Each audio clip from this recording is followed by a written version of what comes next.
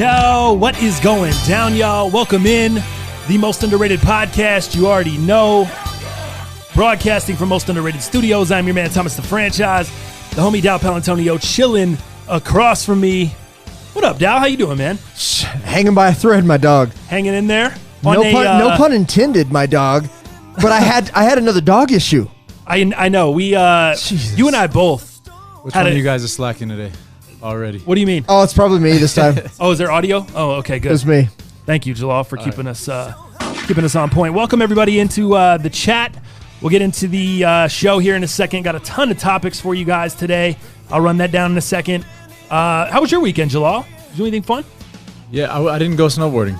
No, that's what I was going to ask, dude. That's where my next question was going. We're going next weekend. I didn't see you come in here limping, and it was taking me everything I could to not ask you what was up before the show. It's the worst, man, because I feel like I come in here, and I'm sitting and I'm prepping and I'm doing work, and you guys are talking a little bit, but I'm not really talking. You guys are trying to talk to me. I'm not really talking too much, and I feel like a dick because I'm trying to save it for the damn show. Like, the save it for the cast is so real. It's so hard when you're friends. Yeah, you bet. Be real. People. You just make it very uncomfortable. That's all it is. I try, dude. It's like ice in here. Right. It's like talking to your ex-girlfriend. You call her an ex for a reason, right, so you don't talk. That's all this is. I'm sorry. It's a real shitty environment. I'm gonna give myself some shots. But hey, we still love you. It makes the show better. It does. Would you rather have a better environment before the show and no one sees it, and then the show not be as good because we've talked out? Yeah. And it's no longer organic? I feel like it'd be a clickbait show if we did that previous. Exactly. There's no authenticity and reaction. Exactly. Like real reaction. And so I apologize in advance to you fellas for that. But anyway, you didn't go snowboarding. No, we're gonna go next weekend, hopefully. Where are you gonna go? Up to the mountains. I'm going to Breckenridge tomorrow because Keenan has a performance up there. So I don't know if I'll get to board, but I'll be going up there. But I think next weekend all my homies are gonna get together. We're gonna do that. Nice. Now, does anybody in your group know how to snowboard, or are you kind of all just kind of doing it for the first time? I think we're all pretty much intermediate to beginners. Okay. So that'd be cool. That'd be fun. I wanted to do that before I try to run with you guys or somebody. No doubt. Snowboards heavy. Yeah, we'll be shredding it up. Yeah, this guy on snowblades, man, he gets it out there. You got to watch out for this guy. No, not. It's. I can hold it down. You're pretty sick out there. I need to do. You know what? If I went snowboarding, it'd be good for me to go kind of with you. I know you're a beginner. I've been snowboarding quite a few times, but I'm not great by any means. I'm okay. I can get down the mountain. I can do some blues, but I would never even think about trying to black on a snowboard. Blues is the best I'd go. Yeah, I don't think there's probably not a whole. I feel like there's not a whole lot to it once because you're not doing tricks or nothing. All you got to do is figure out how to not fall, and right. I mean, you're pretty good, right? I mean, on snowboarding, it's really crazy because I felt like when I thought I got the hold of it, you hit some different type of snow than you've been on all day. You'll hit some ice, hard pack, snowpack. Yep. And all that shit makes the board slide differently. And on skis, I felt like I could kind of, I have it under control. Yeah. On a snowboard, it freaked me out because I was going down the shit sideways. Yeah. So it was different. Well, and I think with snowboarding too, I'll speak to that because I started out skiing. So I was a natural born skier. Started out when I was 6 years old, dude. So I can ski with the best of them. I can snowboard with the best of them. But what I will tell you with snowboarding, technique is pretty important. And not because it'll help you stay alive, but if you have improper technique on a snowboard, I feel like it's more intense than on skis because your legs just get shot just real quick. Like if you've got shitty technique on snowboard, dude, you will cash yourself less than half a day. Yeah, I remember technique is very, very important. You were riding down there and you were like, when you do really good technique, man, it just kills your legs. Yeah. And same thing on skiing. If you're doing very good technique, your feet are very close together. You're leaned down. You're kind of leaned back in the boots, so you're maximizing your speed. Man, it feels like you went and did a crazy squat session. Your quads are just burning down that mountain, dude. You are the American Ninja. Yeah, exactly. So it was funny. We were riding and we were like, Dow's like, that's about the best I can do, staying in proper form without just killing my legs, you know, just killing myself the rest of the day. Because it's so hard. Proper form is... You see those people in the Olympics, especially the skiers that are hitting the moguls and stuff, and their legs are just perfectly, it's like they're seated in a chair. Wait, you're saying with proper form? Yeah, with proper form, it's harder. Yeah. It's a lot harder, but your speed, everything's better with proper form. It is. You're more in control, but it's harder to stay in proper form for a long period of time. You have to be in incredible shape. Imagine just standing there like this, dude. seated in a seated position, going down a mountain like this, like doing this alone right now. I got you. You're like in a permanent squat. Right, dude. Yeah, like you're like seated in a chair. Those people are wicked. And then it's also like you want to be in between that, right? Because then if you have shitty technique, if you have the worst technique, then like you're doing what they call the falling leaf, where you're never going front side to heel side. You're just kind of picture a leaf falling. That's the technique. And dude, it just roasts your quad and knees because you just have nothing left for the rest of the day. So you want to kind of be in between that bad technique and that really elite technique. And that's where you kind of lasts the longest, I think, is my opinion. But I'd agree with that. In the chat, welcome in everybody that is coming in a little late, joining us here. The show already in progress. My man John King up in here. Happy Monday, fellas. Happy Monday, bro. Appreciate you. T-Mobile. Let me read this really quick. Just sucks. I just got beat by Goat. Not really their fault, but still sucks. Ordered some shoes last week, and they just told me that the seller backed out. They were for this weekend. Ordered the Celtic Jordan 1s because they're playing on the parquet at the Boston Garden Sunday. Dream come true. Rant over. Ordered another pair, hoping to get them in time. Hey, T-Mobile. Yeah, it's not Goat's fault, dude. Yeah. I know what you're saying. I know what you're feeling. That sucks. It's the seller, dude. The seller backed out. And now you're getting screwed because you were waiting on a pair of shoes thinking that they were on the way or they were going to be on the way. Right. Now you wasted those days because he wasted 3 or 4 days and then decided to back out.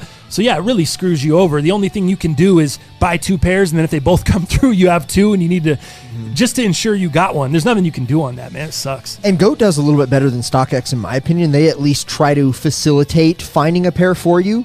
In that same type of price point, so you're not having to do all the work. They've done that for me twice, so GOAT has come in clutch from that aspect, so you got to look at the good, but man, dude, sorry you don't have the shoes for the game, man. Damn, that's a bummer. What up, homies? In the top 1,000, still supremely underrated. Let's get it, my man Danny B. Everybody else coming in here, Al Baroon, Eric Castro, Con Lee's up in here, Alexander, what's going on? Keith Crum, what's good, fellas?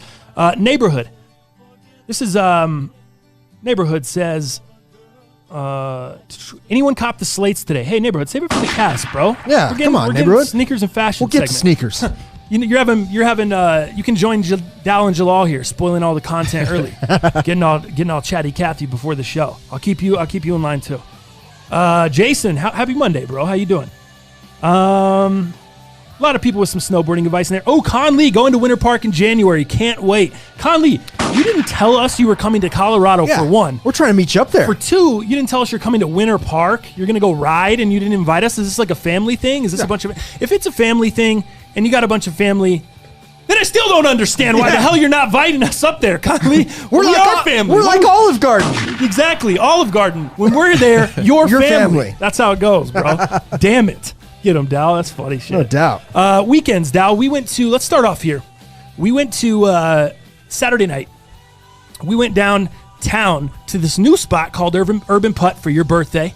Robin kind of coordinated it. Yeah. Set everything up. Now, it's inside this place called the Old Spaghetti Factory. So I didn't know how it was going to be. Same. I thought it was going to be pretty cool, but I didn't know. So let's take it back to Saturday night. Back to Saturday night. Saturday night, we go to the Urban Putt. My girl stays home with the dog. My dog got sick. I'll go into that in a minute. Mm-hmm. So she stays home with the dog. I bring my Uncle Roselli through. Roselli comes through, your birthday, we meet up. We pay $20 for a couple of pieces of finger food. You know how you do it downtown. Yeah. That's just what it is. It is. And then we get our putt on. How did it go for you? It didn't go very well. I thought it was going to be a lot better, man. I play a lot of real golf, obviously, with my boy Muzz, and thought that I would beat the shit out of everybody. I really, really did. Dude, you were talking a lot of smack, too. You were excited. I was. I was excited. Your golf background. Yeah, you were. My birthday. We got people there for me, for us. You thought you were about to pick up some extra money? Olive Garden. We're all family here, I wouldn't say I lost my ass. I had a couple side bets with Mueller, and long story short, after 18 holes, I was down $6. So not that bad. I made some amazing comebacks. I made some amazing putts. I beat Robin by 3. So at the house, I still own the rights. Wait, at the house. Did you ever... Okay, so you guys calculated what you were doing in between each other, but did you guys ever calculate the full strokes? We did. What was your total? I don't remember. Robin told me this morning. Well, she didn't tell me what my total was, but she's like, you beat me by 3 strokes, with all 18 holes. Now, remember, we had the one hole that we had to actually bypass because it didn't work. Right. But she says I beat her by 3 holes, and then I paid Mueller his $6 that I owed him because we were doing $2 a hole, and then we did $3 a hole, and at the end of it, we did a lot of pushing. I owed him $6. Right. So you know what? It wasn't a bad night. It could have been a lot worse. I had a good time. I thought the place was pretty cool. Yeah. I thought it was fun. It's $14 for 18 holes. Correct. Not bad. A lot of Denver and Colorado monuments within the holes, which is pretty cool. The Red Rocks hole was my favorite. Oh, that hole was by sick. far. Was that your favorite? Oh, Did you have something guaranteed. else? Yeah, that one was super cool. That thing was like Happy Gilmore all over again. Right. Watching it hit a cymbal to go into this teeter-totter thing, this balancing act. You basically hit the ball into this thing and it carries it up an elevator shaft. Yeah. And it goes all the way to the top and then it drops it off on this track. And it runs along the roof of the place through this track, and then it drops down these red rocks, and inside the red rocks is a whole kind of trail that the ball drops down, and it goes along along like a ride cymbal from a drum set, and then some wind chimes, and then it drops through like a tom-tom, like a middle tom drum, and then it drops down below and spits it out onto the course. It was pretty sweet. It was sick, man. Overall, I would recommend it. If you're in Denver, need something to take your lady, take your go out with some friends, you guys need an event, check out Urban Putt. It was fun. It was fun. I thought it was a good time. I mean, the food, it's downtown. You're going to pay a little bit. It's going to be expensive. You're going to pay to park unless you're me. Yeah. That's just what it is. I left hungry and gassy. Did you? Yeah. Yeah. Did you guys pay to park? We paid $5. Yeah. For not bad. Right across the street. Yeah. Garage parking, that's not bad. Could be worse. Could be worse. Could be worse. So then before the UFC fights were on during this time. So we had to go home. Yeah, that was kind of the worst. Run back the fights. It didn't really work. It didn't really work out because the fights were on there at the the prelims, and then they turned it off. It wasn't on. You couldn't watch the actual fights at the venue. So I had to pull it up on my phone, deal with all that. But I'll tell you about my dog, and then I want to hear about your dog. Okay. So Friday night, dude, we make one of the worst errors you can make as a dog owner. Uh-oh. And it's just us, I guess, being brand new pet owners, doing what we do. You want to keep all the chemicals out of reach. You want to keep all the shit that can kill them out of reach. All the shoes. Yeah. Yeah. So I'm editing the vlog. I'm sitting on the couch, and the puppy keeps jumping up on the couch and like biting. You know that annoying ass puppy biting, dude, where he just keeps puppy biting the shit out of my sweats, my jacket, my hands as I'm trying to type and edit. And I'm like, finally, like, Benny, come on, my guy. Like, I'm trying to get some work done here. So I get him off the couch, and I put we have this little kind of cage that goes up and it attaches to his kennel. Nice. You saw it, which is pretty sick. Mm-hmm. You can actually put him inside this little pin, and then it's attached to his kennel so he can run back out and whatever. So I put that cage around the couch, like blocking me off. Nice. Like, you have a whole guard. Okay? Yeah, play over there. So I'm doing my thing. When my girl gets home, she comes to move the cage. She's gonna give him some food, and she goes to move the cage. Well, it tips over. So I'm like, oh babe, do you need help? I have the headphones on. I'm editing. She's like, yeah, that'd be nice, kind of frustrated that I'm not noticing she needs help. So I'm like, oh shit, my bad. All right. I jump up, I go help her out. In that time, I jump up, I set my thing down, I set the weed down that I'm smoking. Okay, like a joint? Yeah. Okay. Up here next to right on the little stool next to the couch. We have a little stand there. Oh, okay. Set the stand down, I go to help her, right? I help her, we fix the whole gate, we get it all, everything put together. Go back out. The dog is eating. It's like almost a half a joint of weed. Probably a little less than a half a joint left. No. The dog is eating the joint, bro. So the dog eats the weed. Of course, I'm like, well, what do we do? The dog's going to be high. Like, what do we do? You know what I mean? Like, I don't think it's going to kill the dog. Right. Back in the day, Vitzer's, I think it was a lab. This was a bigger dog. Mm-hmm. But dude, Vitzer's dog ate a complete pan of weed brownies. Oh Lord. So that is, I was thinking in my mind, like, there's no way we just killed this dog. Right. Like, we should still be all right. And sure enough, dude, the dog is oh man, the dog is high. He starts the first thing he does is he starts just running as fast as he can, dude, wind blowing in his face, ears pinned back from one end of the house to the other, all the way over here, then all the way back. Benny the Flash? Yeah, Benny the Jet. Wow. Benny the Jet. back and forth, just wind in his hair, just running as fast as he can, slamming into the door, slamming into the wall on the other end, slamming it because he's sliding across the wood floor in my house. Damn, it's like Tom Cruise from Risky Business, but way better. Exactly, dog version, sliding all over. Then all of a sudden he starts getting wobbly like this, dude, and we see it. He starts getting like these tremors, and he starts shaking, and we're like, fuck. Oh, tremors are scary, huh? So we take the dog and we hold him, dude. Coddle him. Yeah, we just basically like hold him. And as long as, we just hold him and kind of rubbed his head and chilled him out as much as we could, then the side effects came. He started getting really, really dizzy and sleepy, and he just started passing out. And his eyes were just rolled back in his head. He was still breathing, but he was just passed out, laying on us. We're just trying to coddle him, make sure he's okay. We're trying to get him to drink water. He won't drink. He won't nothing. And finally, he'll wake up every couple hours. He'd like wake up and he'd try to kind of like play bite you a little, and then he would just back down, dude. And you'd have to almost like hold his head because he was almost limp. Wow. So you just have to hold his head back down. And finally, like late in the night, 2-3 in the morning, he started to kind of come out of it normal. And then by the next day, he was okay. Jeez. By Saturday, he was all right. Like he came out of it, everything was cool. But it was like, one of those things, as a new pet owner, you don't want to do. Obviously, us being weed people, smoking weed like we do, we have weed around the crib. We just have to really be more responsible. We need to, and that's what we said. Hey, anytime if we are doing something where we have the dog secured and we make a sudden change and one of us starts helping the other person with something, we go get groceries, we start putting something away, we need to make sure the dog is going to still be secured the way he was when we were doing whatever the hell we were doing and he was secured. Once I set the weed down and got out there, he was no longer secured inside he could get to the couch because she moved the gate. Now I was helping her with the gate and he was free to do whatever he wanted. And that's a lapse in judgment on the parenting side,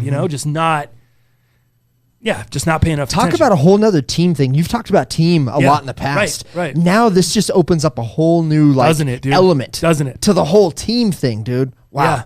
Because you got to pick up her shit. She's got to pick up your shit. You have to be cognizant of each other. And now we get a little one. Wow. It's especially coming from a guy that's never had a dog. Mm-hmm. And now we have this dog together. It almost is like a little kid, dude. Oh, it is. It really almost is. Feels like a little kid. Like this morning even, we got up and, my girl's sleeping in and I'm getting ready for the cast and she gets up and she's helping me and I'm like, oh man, thank goodness she got up. Like this is really helpful because it's hard for me to try to get ready for the cast, get all my shit done. One person in the morning with the dog because the dog's constantly, it's a puppy.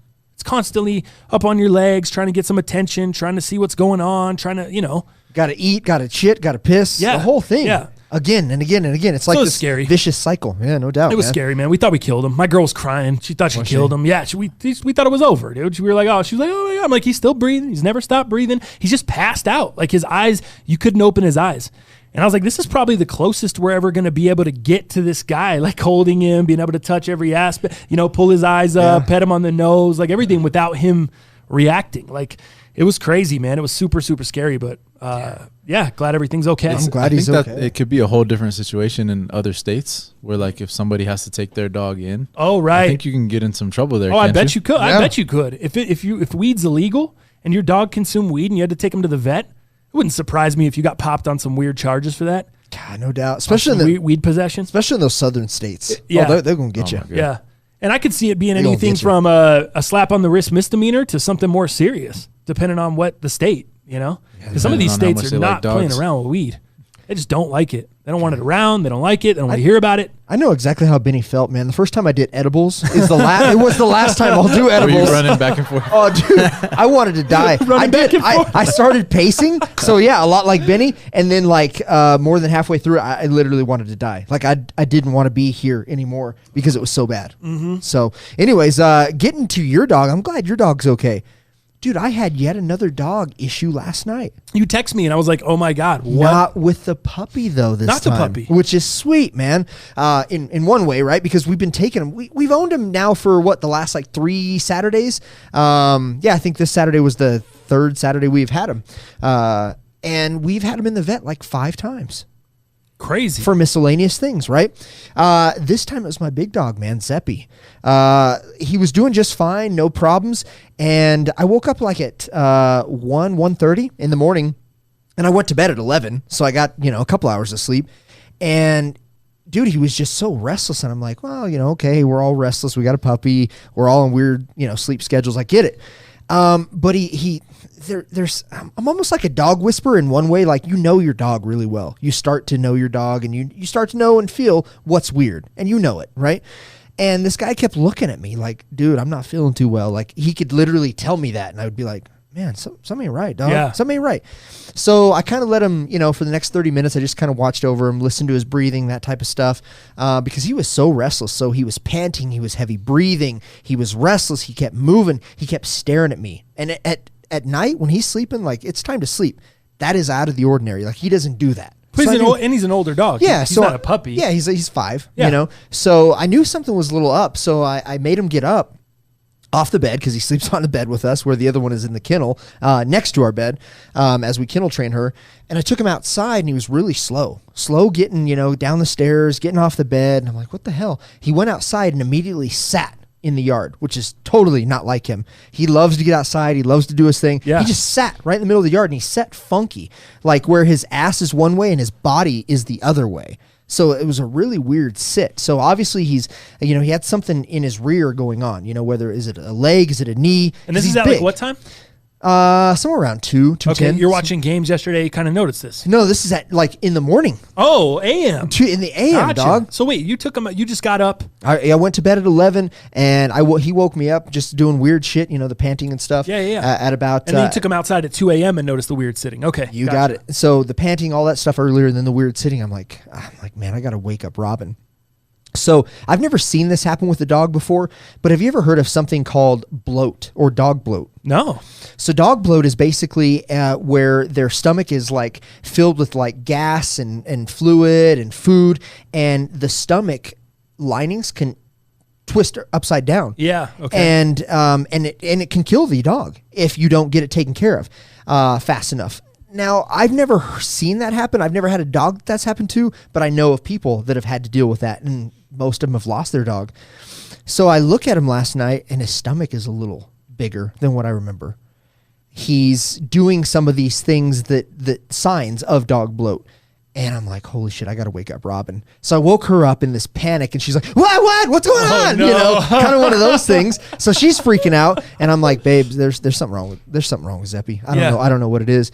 So dog bloat is a very, very serious thing. And like I said, it can happen in the bigger breeds. It can happen with, what happens is dogs eat really fast, and they get a bunch of air and gas and whatnot inside their stomach, and these stomach linings can twist. So we ended up taking him to the emergency room because we really thought this is what it was, because the sign showed it. His body looked like it. And we were super paranoid. Luckily, the ER vet is like 4 minutes from the house. Oh, nice. Okay. And they brought him in immediately, and they did a process called palpitating, which they just palpitate all the organs of the dog and like their limbs and that kind of stuff to see if they can get him to move, or if they're trying to protect something, the dog itself. Palpitating can really show the vet where it really hurts and what's really wrong. They palpitate him. They came to us and they're like, hey, we've got 2 dogs on their deathbed. We'll look at your dog, but we've palpitated. We think he's okay. We want you to know that you can probably take him home. It looks like maybe he has something wrong with his hindquarters. I don't know what it is, but if you pay us, you're going to pay us $500. You go to your local vet in the morning at 7 or 8 when they open, you're going to pay him about $100. She's like, if you really want us to do it, we can look at him, but we do not, I repeat, we do not believe that this is dog bloat. So then that made us feel a lot better. We did our job as a pet owner, and we decided to take him in this morning. And Robin, before the cast, just let me know what's up. She's like, they can't find a damn thing wrong with him. Oh, really? So they gave us some what is it? Not Metro. I can't remember the painkiller, Rimadyl is what it's called. Okay. So they gave us some of that, and I guess he's feeling 90% better already. I don't know what the hell. And that's what you're going to find with animals, dude. Like, their chemistry and their bodies change so rapidly that 1 minute they're okay, the next minute they're not. It is a wild thing. I always wondered how I would know. Would I be in tune enough to know? If I didn't go over there and see him eating weed and eat everything, the whole joint except for the damn cone at the end, and I'm like, catch him, Benny. No, if I didn't know that, I wouldn't even have known. I know. what was going on, you know? Like I guess I would have, because I would have gone back and where the hell's my joint? I'm going to assure you that you will. You eventually kind of know your dog. Like I said, Fender, when he passed, and it was only a week and a half from when he looked a certain way to when he was gone.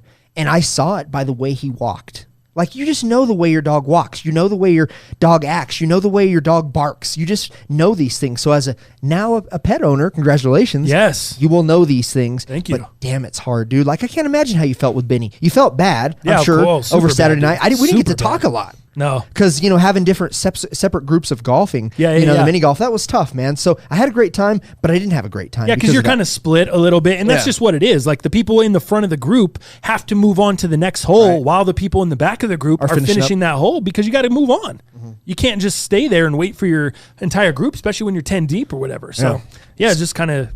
So right now, before we move on, dude, I'm on about 2.5 hours of sleep, man. Doing great.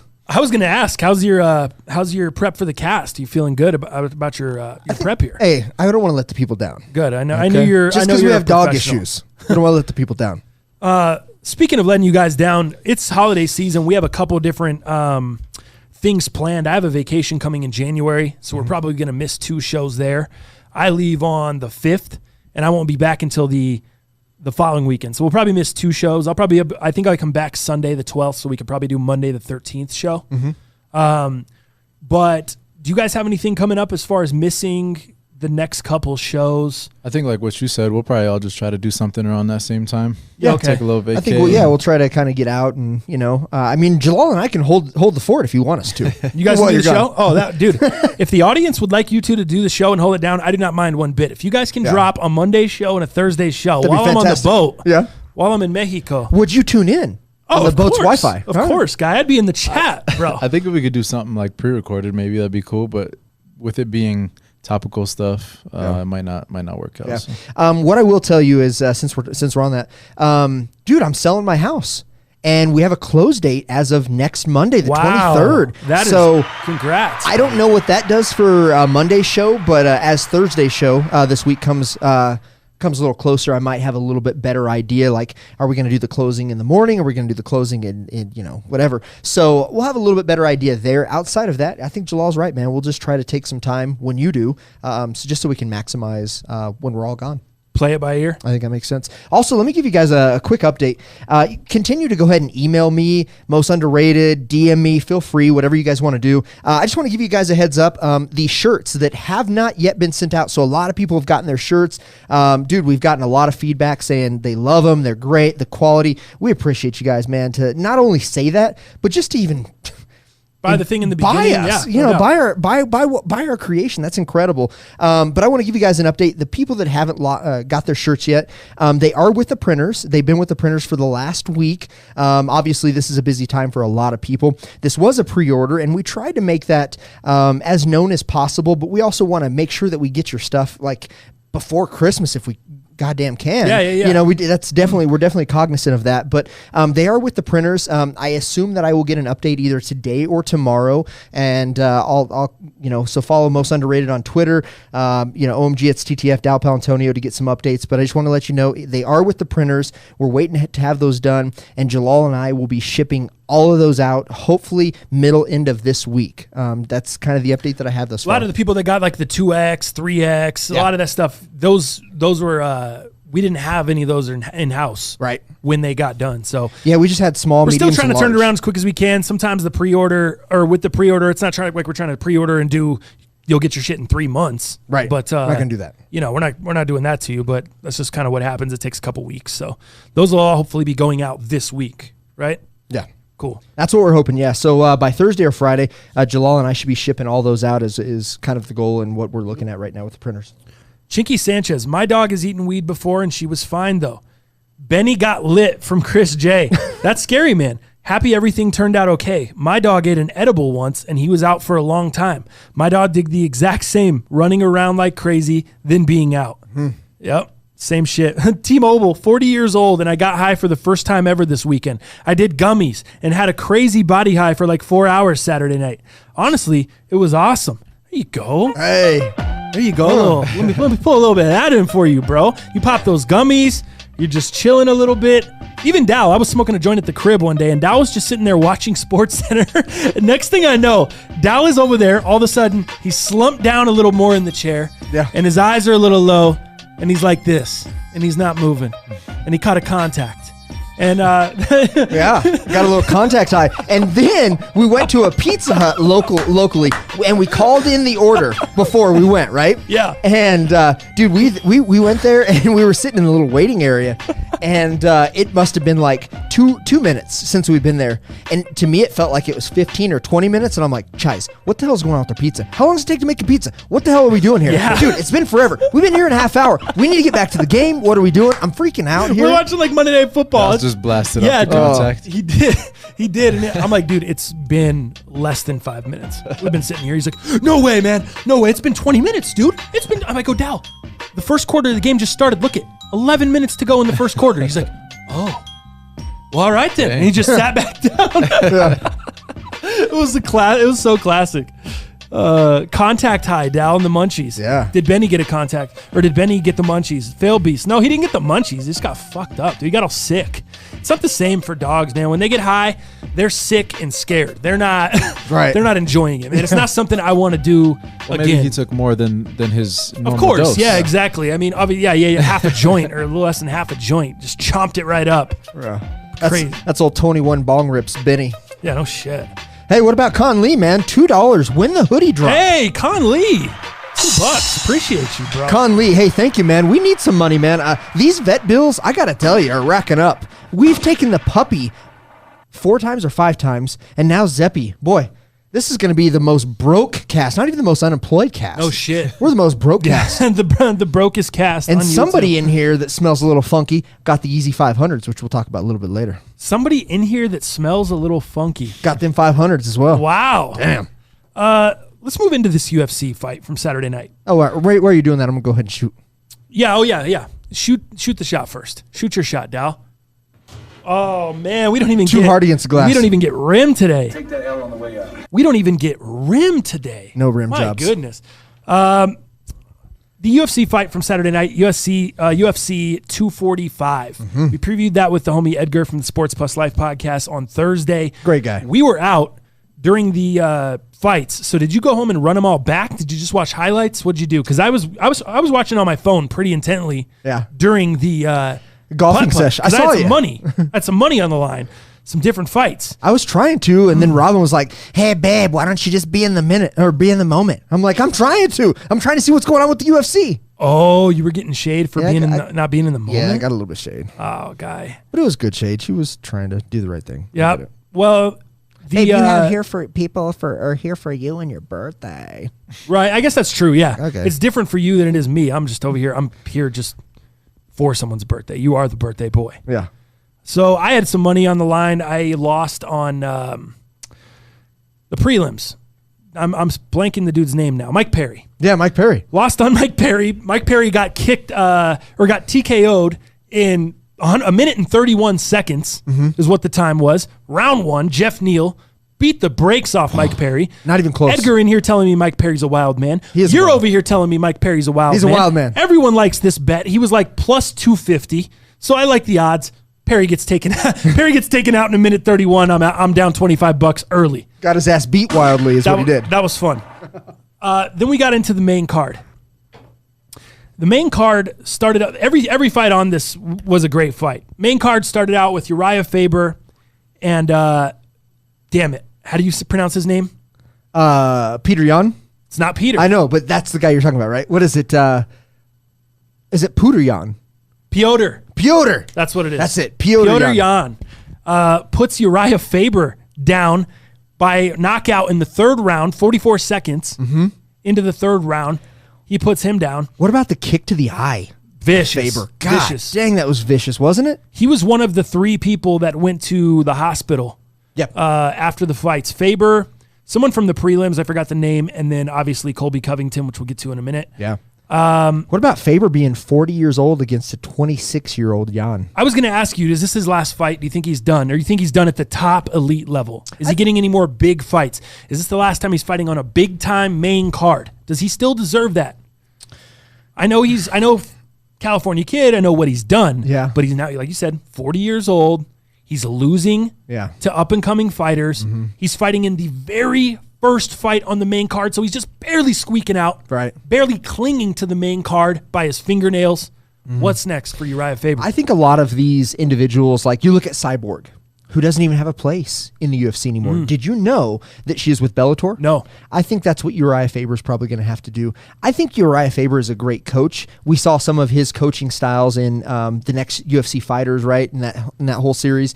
So I see him probably going to the Bellator. The UFC, even on maybe prelims or super undercards, you might see him on there. But yeah, I mean, I think obviously his peak has been done for quite a while. And Bellator is probably his next step. $2. AC Lau, appreciate you, dude. I got to give him a shout out here. Love that guy. With the donation. Thank you, bro. I haven't seen him in the cast the last one or two. Glad to have you back, if so. He says, for the puppy funds, boys. Oh, nice. Thank you, bro. AC Lau. Here, let me take that. Let me just match that really quick. Let me just match that $2 really quick. Really quick. Let's go. Looking tight. We're not playing no games today. We're not playing no games today. I know Dal got no sleep, but I got all the sleep. I got tons of sleep. I'm so slept out. I'm about to sleep fools today. I'm so rested. Anyways. That's tight. John King, $5. My man John King coming through. What does that say? That's the ASPCA. That is the official site to help save animals. That's the Save Your Animal Fund. Yeah, I did not. I was like, I think it stands for American Society for the Prevention of Cruelty of Animals. Cruelty of Animals. Oh, yeah. Nice. I think you're very close there. That's what it is. That is good. All right. Hell yeah, John King. Thank you, bro. Nice shit. Hey, John King, what if I have TTF shoot this? Because obviously he's making it. You're beating me in fantasy. We'll get into that a little bit later. Oh. I think you better shoot this one. Where's the? You got the ball? Let's go. All right, let's go here. Let's go. We already got the 2 down. John King. Here we go. Let's go. Oh, man. We're 2 for 2. We're 2 for 2. We're not messing around. Ain't nobody want to be a Don today. Nobody want to be a Don.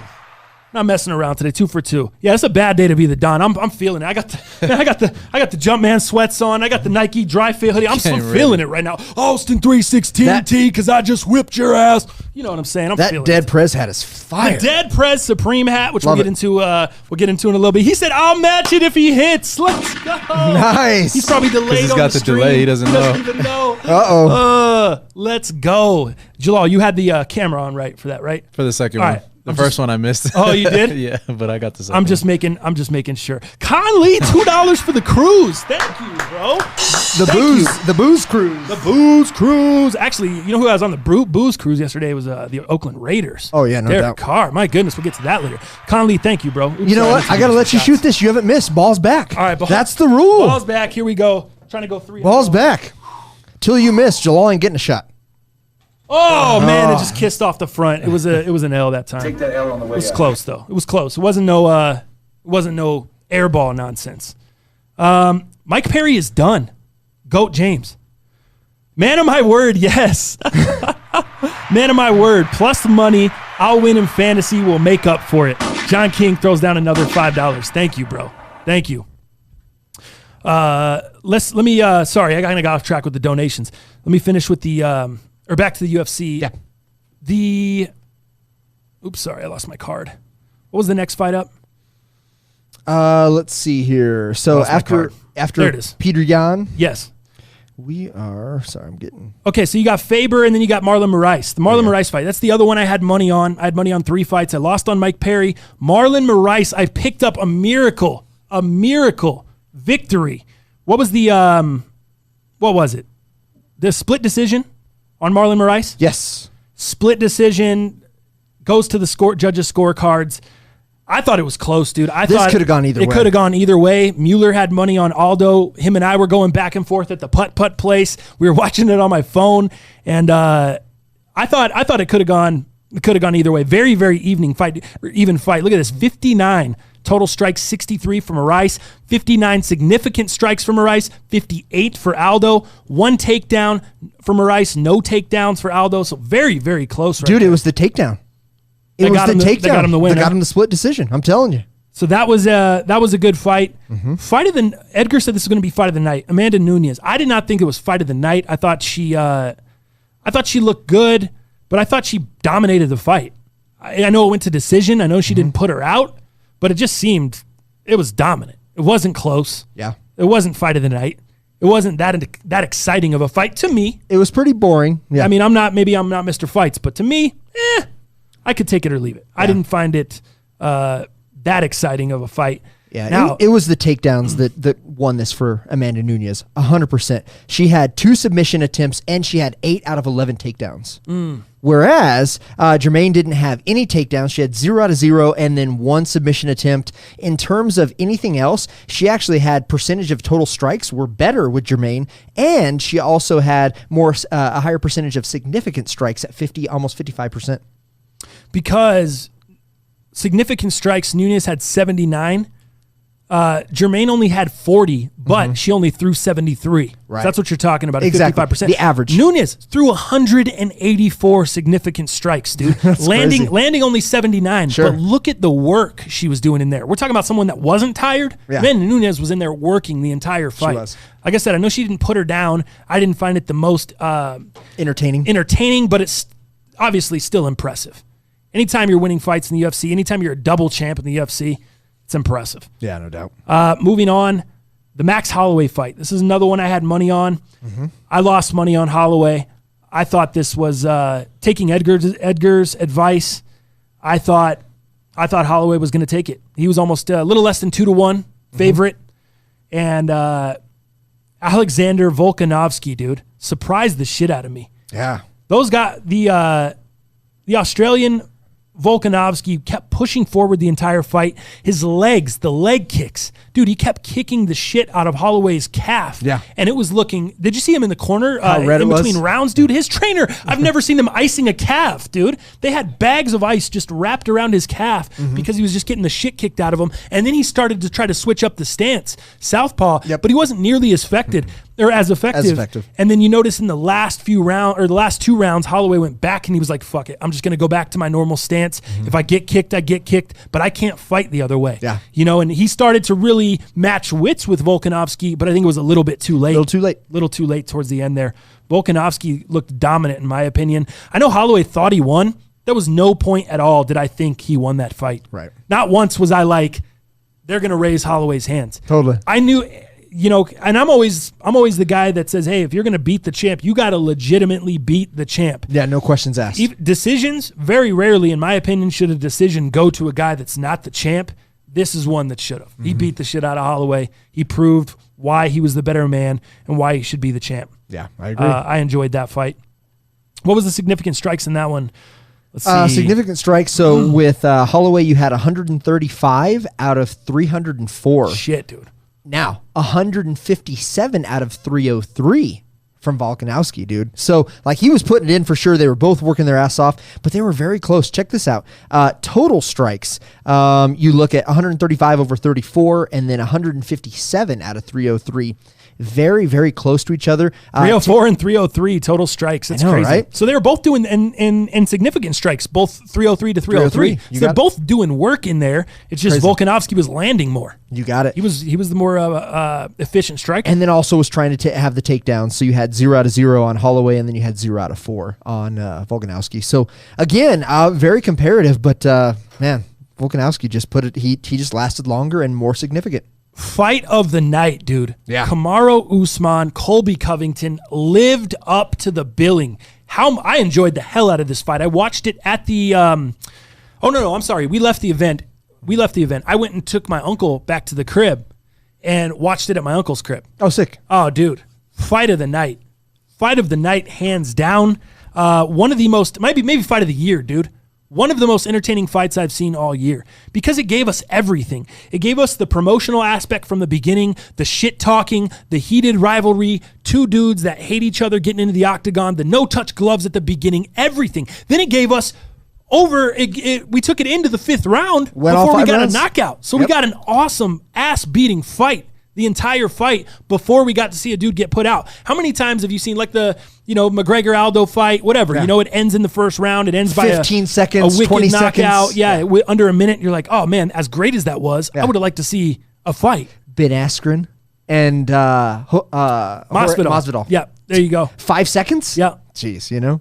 And some guys you just want to see get killed like that. And I think there was enough people that hated Colby Covington that would have loved to see him get knocked out in 15 seconds too. But I think there's a lot of people that relished the fact that he got his ass beat for 4+ rounds around that ring, and then got his jaw broken in the third, and then got put out and knocked out, to the fact that he couldn't even give a post-fight interview at the press conference because he was taken to the hospital. He ran out that fucking arena so fast. Oh, he ran out of the ring for sure. I knew he wouldn't give one at the ring. I was curious to see if he would give one at the post-fight press or after. Right. He didn't make it there, obviously, because of the jaw broken. Did you see the statement he gave? No, I didn't. But real quick before the statement, check this out. So, fight of the night, they both got $50,000 apiece. Nice, right? As extra when it came to that. And I think the most interesting part of this fight to me was both of them are known for their wrestling ability. So they're really about going in, with whoever they're fighting and taking them down and ending it with a submission, wrestling, some sort of chokehold or whatever it is. But dude, they did not wrestle at all. It was just toe-to-toe, let's go, banging clangs, right? So I thought that was interesting. But yeah, back to kind of what was his statement? So he came out, and the statement reads, normally people do their effing job in the bedroom, normally people, I went Patriots. Normally people do their effing in the bedroom, not the octagon. Mark Goddard. Covington wrote on his Twitter hours after the fight, I go in there to kill or be killed. You robbed me of that. You robbed the people of a fair fight. You should be ashamed of yourself. Fake nut shot, fake eye poke, fake stoppage, fake ref. That was shared on Colby Covington's Twitter account. He also shared a similar sentiment on his Instagram. Just a kid from Oregon chasing the American dream. Working hard and earning everything in my life the hard way since day one. I put myself out there in front of the world to kill or be killed. Mark Goddard robbed me tonight with piss-poor officiating. He let my opponent fake injuries for extra time and stop the fight early. Just like America, my spirit will and can never be broken. Speed bumps can't slow me down. You people ain't seen nothing yet. Hashtag UFC 245. Wow. Do you agree with that? Do you agree that Mark Goddard took away his opportunity? Absolutely not. To be champion. No. Robbed him. So I looked a lot at the video of when Mark Goddard called it, and it's all about their position of their arm, whether they're protecting themselves or not.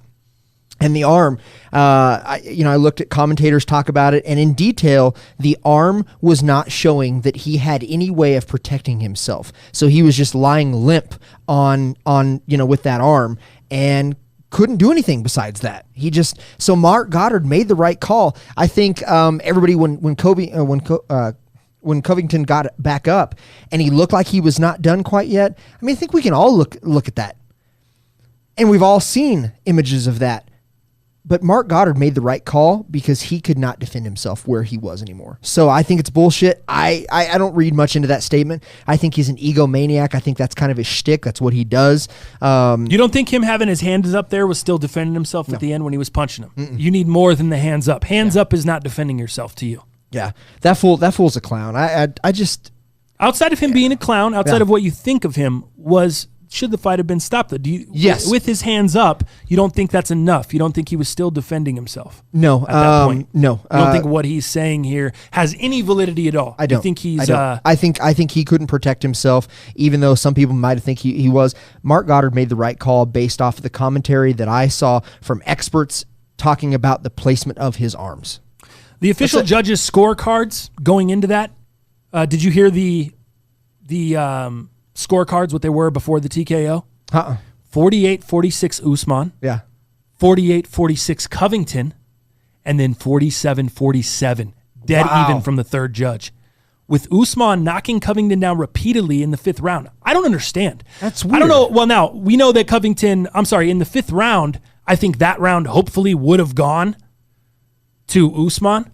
Because Usman was beat, regardless if he TKO'd him or not, in the fifth round, he was beating the shit out of him. He knocked Colby down multiple times. So if you're looking at it from that standpoint, you have one judge that's tied, and then you have one judge that's favoring Usman and one judge that's favoring Covington. If you're Covington and you look at it from that point, you were losing the fifth round, bro. Mm-hmm. I'm not sure what the hell you're talking about as far as him robbing you, because it's not like you were ahead. If you didn't get knocked out, it's not like you were ahead at that point. Right. You were tied, and then in the middle of the fifth round, the one that you got your ass kicked in, you were getting knocked down multiple times in that fight. You were getting beat to shit. So it's not like there was any way he was winning that fight unless he TKO'd Usman. And from the position he was in at that time, wasn't going to happen. I'm a never say never kind of guy, but that was never happening. No, never happened. There's no way he was popping back up. The only round that with a broken jaw Covington legitimately won was round 1. That's the only one that Covington really had an argument as to winning that round for sure. That was Covington. It's a little disappointing to me that we've seen this from MMA fighters in the past. Conor McGregor, we've seen a ton of loudmouth, bravado, over the top stuff. Sure. Does it annoy you a little bit that Colby Covington won't drop the gimmick for just a minute, and be humble and say, hey, all right, it was a good fight. I got my ass beat. Respect to Kamaru Usman, and we'll be back. Isn't it annoying a little bit that he can't just put it on the side and say, hey, Usman, hey, great fight. We've seen other people with this kind of bravado, better fighters with this kind of bravado, put it to the side a little bit, congratulate the guy. That stuff kind of annoys me a little bit. But the guy I saw in the cage fought with a broken jaw for 2 rounds. He was impressive. Mm-hmm. He manned up. He was everything he said he was going to be and more. Right. But he said that Kamaru Usman was going to end up in the hospital after the fight, and it was quite the opposite. Yeah. So at that point, I feel like you should be humbled a little bit. For sure. Well, and I should give him the props. I think that eye poke was probably spot on. I think that was a real thing. Okay. So I think that should probably count against obviously Usman. But the nut shot, I don't think was legit. And I think the stoppage, like I said, Mark Goddard, he's a very, very respected judge in the game. I wouldn't, like I said, based off of what I saw from the commentating of the arm of Covington, he couldn't protect himself any longer, and that's why they stopped these things. Fuck, you had a broken jaw already in the third round, so I think the stoppage was legit. The eye poke was legit. The nut shot, bullshit. That's where I'm at. Here's some sound from Dana White at the press conference, UFC 245. Well, Dana, you mentioned the Colby Covington broken jaw there. We were wondering about that. I mean, listen, I know you're not a fan of that guy or haven't necessarily gotten along with him eye to eye, but did he show the world something tonight? 100%. I mean, going into this fight yesterday, I was doing interviews and I told everybody, man, I said, listen, don't let all the bullshit and stupid talk overshadow the fact that this kid is tough, talented, and stylistically this fight is unbelievable. If you look at the stats, they line up perfectly. And the question was Covington's cardio, and he has unstoppable cardio. Could Usman keep up with that? And how would Covington deal with the power of Usman? Only one way to find out, and now we know. Yeah. Usman's had his detractors along the way as well, and I know that I was one of them. Yeah. Absolutely. How about your take on him now after a performance like tonight? Awesome. How about the chin on him too? Covington hit him with some big shots, some knees, some elbows. Yeah, I mean, both these guys were blasting each other. And to have a broken jaw in either the second or third round and almost finish the fight is pretty impressive. So for as big as his mouth is and all the stuff that he talks, the guy can fight, and he's talented and he's tough. He came in here with a game plan tonight, not just fight, but how he would handle himself after the fight and all those kind of things. And Usman shut it down. Masvidal has been such a big star this year, and I think if Covington had won tonight, the grudge match between the two former roommates, everybody was salivating at that idea. Does the idea of Masvidal-Usman excite you as much? It's massive. Mm-hmm. So think about this. How many times have we sat in this room, we did the lead up to the big grudge match, these two guys hate each other and they're going into a fight, and then I'm sitting in here going, that fight sucked. You know what I mean? How many grudge matches have actually been incredible fights? I say none.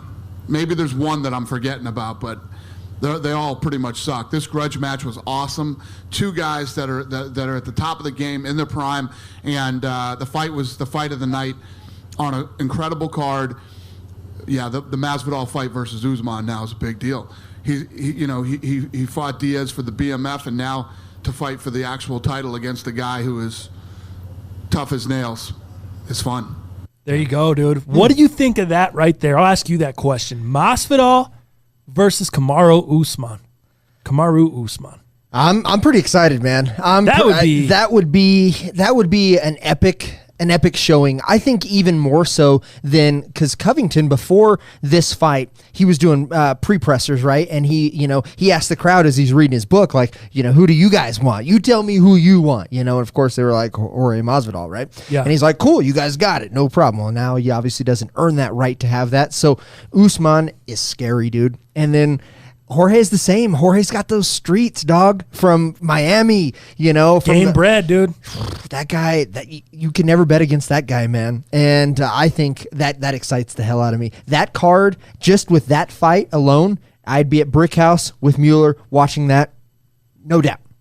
I would too. I don't either of them. I don't think UFC couldn't lose here. Mm-mm. If Colby Covington wins, that sets up a huge fight with George Masvidal. That sets up all the hatred, all the shutting the mouth. That would have been, in a weird way, I would have liked to see that more. Sure. I still want to see, even it's weird. Sure. It's the old wrestling thing.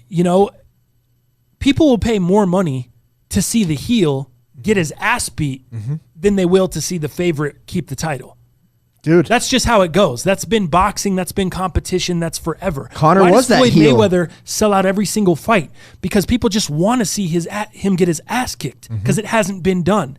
And people are not there to support Floyd. People are not buying the fights because they love boxing. They're buying the fight to see Floyd get his ass kicked. They're not even buying the fight because Floyd's the greatest fighter of all time, regardless of what he wants to say.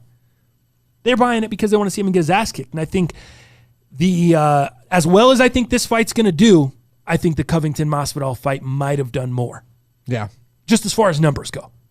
That's all. But it's not something that I'm batting an eye at. I definitely want to see it. I still think it's exciting. I think it's interesting what Dana said about, he can't remember a fight that has living up to the hype that it had. And I'm trying to think, I think there was probably some Rousey fights back in the day that probably were almost overhyped and probably lived up to it. But Rousey was beating people so fast and so quick and with ease. So, he might be right. But again, I'm still kind of new into the UFC, the last few years. So I don't know. That's crazy that he can't remember one off the top. I agree. Yeah, it's interesting. I was trying to think and I was just thinking back to the BMF fight, and I'm like, well, maybe he's right. I guess it didn't live up. No. As I guess,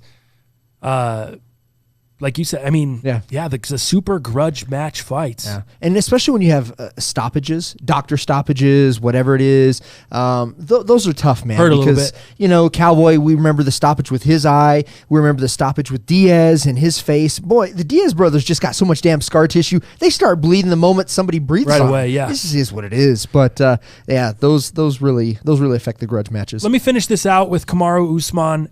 His comments at the post-fight press conference. What you talking about? They was chanting USA for me. Let's be honest. I've said it time and time again. I'm more American than him. I am what it means to be an American. I'm an immigrant that come here and work my ass off tirelessly to get to the top, and I'm still prevailing. And so that's what it means to be an American. It's not necessarily, just because you're born here, you feel privileged is what it means to be an American. No. I told him none of these guys work harder than me. That's what it means to be an American. I work my ass off, and I'm going to continue to work my ass off, and obviously with good integrity. I don't have to walk around like a punk and say certain things and abuse the whole country or abuse the whole world and talk about people and religions and things like that. I don't have to, I'm going to walk with integrity because at the end of the day, I want everyone that's watching me, every eye that's on me to look at me and say, you know what?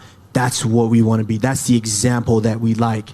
And so, I'm more American than him. So when they were chanting USA, you damn sure better believe that was because of me. What you talking about? There you go, dude, man. You know what? After hearing that, because obviously I brought that to the table, and when I heard that, dude, I almost cried a little bit because I just relate to that. My family coming from Spain, right. My mom and her family, that work ethic. I'm gonna work my ass off. That you damn right. When they're chanting that, they're chanting for me. Like the drive and the passion and the energy and the work ethic behind that it says so much to me. And I think that was said so brilliantly. He took Covington out of it, and made it about him and the work ethic and the example that he wants to show, not only for the people now, but for the kids. Dude, I have so much respect for him because he is a gladiator out there. He is somebody that I wouldn't ever want to be close to in terms of fighting with. That I respect that guy, and the fact that he'd come out with that line, dude, man, that was beautiful. Super humble. Beautiful. And I'm not sure that, I don't think that the humble, we've seen some humble guys in the past, and I'm not sure that it promotes the fights the best, but it will promote the fight incredibly well if he has a good dance partner. And I think that Ariel Helwani said that on the broadcast, actually. And he said Covington was the perfect dance partner for him in this fight. He brought everything that they needed to make this a mega event. It was good versus evil. It was political. It was everything. Dude, it was everything you needed to make this thing super emotionally charged. And the only thing that we got to do now, or the only thing that was left, was to get him in there. And we did, and we saw what happened. And a lot of people, I feel like, are happy with the outcome and how it went down. So I thought it was very entertaining. I didn't pay for it because I'm too poor. But if I did pay for it, I would have felt like I got my money's worth. Hell yeah. I would have felt, hey, this was worth the money to drop on here. Some reaction in the chat. Some people are saying that they agree with the fight stoppage. Some people not. Some people saying Goat James says it was early. He thinks it was early. Mueller, eye poke was legit. Nut shot was fake. And the stoppage was good. So there you go. Yeah, I agree with like that. it. Yeah. I like it. To the point, man. Dirty DJ, $5. Happy holidays, fellas. Thank you, Dirty DJ. Appreciate you coming through, man. Dow, put one in the bottom of the nylon here real quick for Dirty DJ. Match his $5, please. Oh, man, I thought you had it, dude. I thought that L on the way out. I thought it was there. It literally did an L shape on the rim. It did. It made an L. It rolled in the shape of an L. Not good. It's crazy. Oh, jeez. Not good. Misha Moustakis. TTF, I got to get you your other hat, too. I know he's got me on the olive Dead Prez, yeah. joint. So I'm going to start switching it up. I think I'm ready to go see Misha, man, and get this Verizon switch over. Are you real? I was up, not even in the mountains. I was up at Lookout Mountain. We were shooting a video. No service. Lookout Mountain, too? Yeah, everybody that have Verizon. Pretty basic. I can see the tower from here. What are we doing here? Right. Where's the surface? Everybody that have Verizon had perfect coverage. T-Mobile, AT&T was all out. So I think I'm making the switch to Big Red You're soon. close. Do we need to get a most underrated business plan set up? We could look at it. We need to go talk Might to have to. Misha. Yeah. Look it up. Most underrated. We got the most underrated LLC sign on the door outside, so we're I got kicked off that employee plan like less than a week later. Quick, huh? They were like, "Oh, you're not with T-Mobile?" Boom. Mine was like 2 days less than a month, and I was pissed about that. But this guy was off in a week. It was less than a week, dude. He was out. quick out. When's the vlog with Dirty Earn and Teddy shredding a Keystone dropping? That'll be up tonight, Paul. I actually got here at 6 a.m., 6:30 in the morning this morning to work on the vlog. Wow, good grinding. But unfortunately, we didn't get to shred with Ted at all because he was like leaving when we got there. That fool goes up early in the morning, gets there first chair, shreds for like a couple hours, and then he's out. Yeah. And goes back to finish to do his shit for the day. So we did get to ride with Earn for a little while. I don't know how there wasn't like a ton of crazy footage of us talking because we were in the bar most of the time and we chop it up. We did have a great convo, but it wasn't vloggable. So this is a lot of footage of us skiing, hanging out, us on the lifts, me busting my ass. Pretty fun. Solid. Pretty fun. Yeah, hurting my neck. That was exciting. So yeah, that'll be going. Misha says let him know, bro. And he also says I need some SMB ads. Some SMB. Oh my god, that's hilarious. Some small business ads. Hell yeah. Some small biz. If you know, you know. Before we get into the football talking on this day, let's finish with let's hit this real quick. The Nick Cannon. The Nick Cannon. Eminem beef. Eminem beef. Okay. Yeah. I want to hit on that. We were going to hit on it last week when Ed was in studio, but I kind of wanted to wait for an Eminem response. I wanted to build up a little bit. It doesn't really look like there's anything. M has not come out with a response at all over the weekend. I thought maybe he'd drop a track over the weekend. Do you think, first of all, before I ask you any questions, just to fill people in, Nick Cannon dropped 2 diss tracks, basically just dissing Eminem. This is stemming from their beef from back in the day with the Mariah Carey shit. I know Eminem recently kind of re-stirred this up by dropping a line on Fat Joe's newest project. Yes. About Nick Cannon. So that might be as far back as we can go for this set of beef, right? Because I think that's where it originated. Essentially, he called him whipped and neutered, and then obviously to add insult to injury, he also called Mariah Carey a nut job within this new track. So that's kind of what re-stirred this whole thing in the Crockpot No Migos. Nick was on T.I.'s podcast, and he had he had some comments about their old beef, and I think that's why Eminem dropped the track about him on Fat Joe's song. That was right. I did watch some of that podcast actually, where he was talking about be a man, like talking about calling Eminem like let's go work this out. It's like why even bring that up 3-4 years later? Yeah, no doubt. But Neighborhood says that Eminem did respond. Oops, my bad. I didn't see that. I didn't see it either. Is it legit? Is it real? I think he responded as like. Did he say "fuck on you"? Twitter. Like he responded on Twitter. Right, of course. I don't consider that responding. No. You got to respond on wax. He came back and I know he told him some shit on Twitter, and then Nick dropped another track. Right. Something about apologize to my gardener.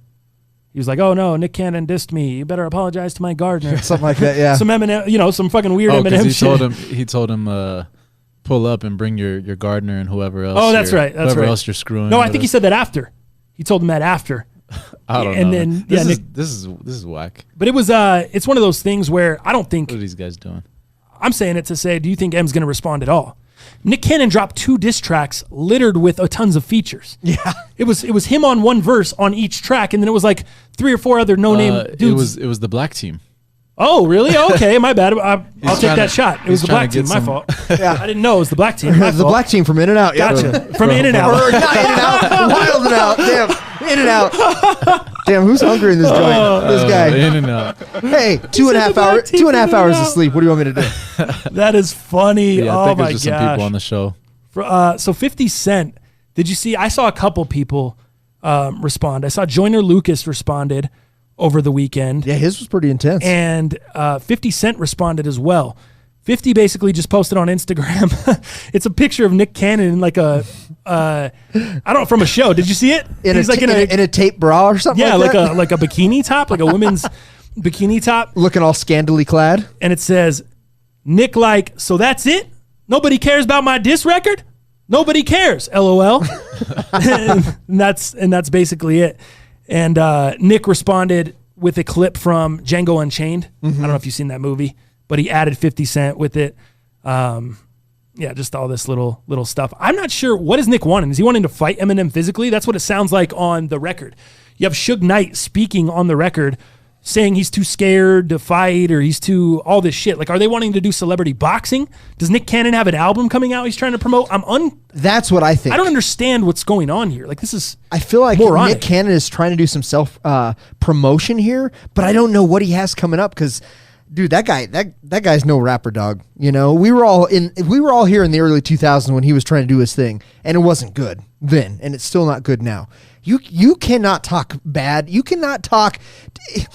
Eminem is in Nick Cannon's top 5 rappers of all time. And he said that. He was like, "Look, man, I consider you one of my favorite rappers, whatever. But you mentioned my lady and you mentioned my name, so you got to pull up." Sounded like he wanted to fight him. But that was way back when they were having the old beef. So, do you think that would go down? You think Eminem is going to quote unquote pull up to Nick Cannon? Absolutely not. Why? Eminem doesn't even leave the house. Right. What's the point? Yeah. What's the point? Eminem would pay people. Eminem's deep in Detroit. Right. That's what I'm saying. That guy got people. It's just silly to me too that Nick Cannon's acting like Eminem has no friends or Eminem has that. What was I telling you on? We were talking on Saturday. I was like, can you name one person that has Nick Cannon in their top 100 MCs?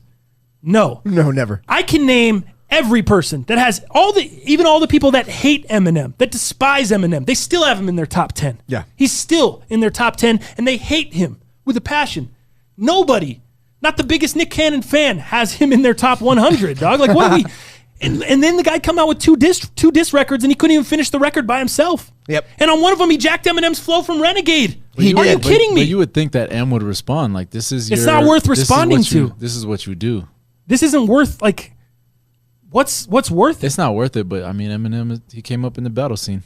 You would think he would like love to just take it. So he's just supposed to battle anyone that's terrible. Any Joe Schmo that comes up speaking his name, he's supposed to jump on there. Has he responded to anybody? Oh yeah, he responded to MGK. MGK. Oh yeah. I think you know what I think that was great. I thought it was great. I thought both of them did. MGK was worthy of a response. Oh, dude, yeah. I thought MGK got at his ass, especially compared to Nick Cannon. He got at him, but I'm just talking about the level of their artistry, I guess. MGK's involved in a lot of different collabs. I have a lot of respect for MGK. He's not a guy that I'm Nick like, I don't Cannon's respect a show host. as an MC He's or not a an rapper. MC. He's not really in the music game, if you ask me. I can confidently say I don't respect Nick Cannon as a rapper. I would never say that about MGK. I think he's talented enough musically. He's had enough. He's done enough in the game. Now he's moving into the acting shit. I would never say MGK doesn't deserve a response. I think the way he went at M, I thought what he was talking about, I thought the video that he shot, Nick Cannon almost tried to do the same. He tried to do kind of the same shit. He tried to shoot a low budget video. He said he's trying to do Drake shit. I'm gonna go back to back before he responds or whatever. But really, he did MGK shit. You know. Oh, Dustin said he sent us a DM of the video. Yeah, I'm trying to. I can't play that right now. Like, I can't play the video on the cast and try to understand if it's real or not. 99% it's not real. I'm gonna say you guys got duped. I'm gonna say Skinner and Philly Mayer got duped. I saw a 3-minute video diss track on YouTube. Eminem mentions being broke, doing a black and white video. Philly Mayer. No way, dude. No way. It would have been all over, dude. This would have been on every hip-hop news website today. World Star. It would have been everywhere, bro. Especially if he shot a video. Yeah. Eminem did he shoot he did shoot a video for the MGK one, didn't he? But if he would have shot a video, that is all over today. Yeah, this is on somebody's called Eardope. To me. Eardope, 229,000 subscribers. Yeah, Eminem, Cannon for Nick. Yeah, I don't. Cannon for Nick. That's what. Yeah, that's nice. I see why I got you guys. Cannon for Nick. M only responded to MGK because he helped with the release of his album, in my opinion. Neighborhood. I love the conspiracies are deep over here. I like that. Yeah, it was interesting. I thought it was interesting stuff. I'm still waiting for M. I mean, if it doesn't, here's the thing. If M never responds, this is dead. Where does it go? Like, it just dies. Like, nobody cares. Nobody thought, go look Nick Cannon's disses up on YouTube. I've never seen so many dislikes in my life. It was over 500,000 dislikes and like 66,000 likes, bro. That's crazy. Yeah, you showed that to me. That's crazy shit, dog. That's crazy dislike numbers. For a guy that's going after somebody, over 500,000 dislikes and only not even 100,000 likes. That's bad stuff. Also, the Masked Singer shit. Yeah, I think that's I think that might be the play. What if Eminem just came out and he's one of the Masked Singers one week? That'd be sick. And he beat the shit out of Nick Cannon on stage. Yeah. I would die. Instead of Victor Oladipo, it's Eminem. I would love that. Oh my gosh, I would love that. I would love that so much. All right, that's good on this. Until M responds, I mean, I don't really have too much to say on it. So let's move into a little segment we call On This Day.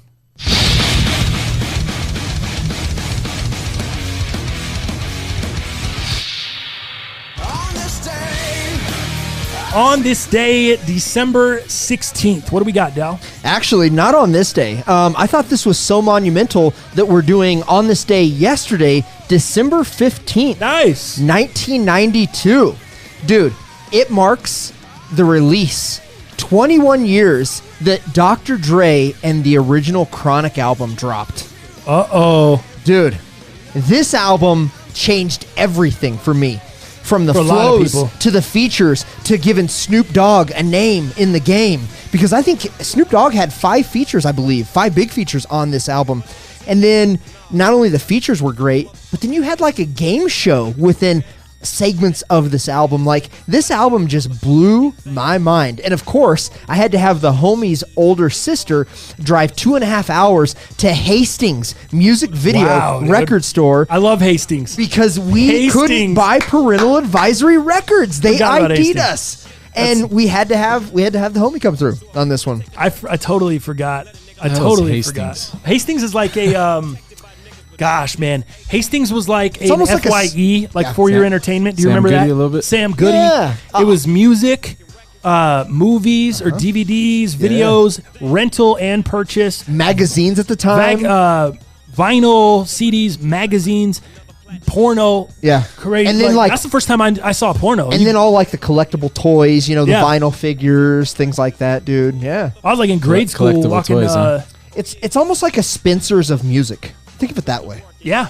Exactly. Almost but like huge, dude. Huge inside, bro. Yeah. Like a warehouse, like Walmart. Super sick. But it had, and dude, they had everything from.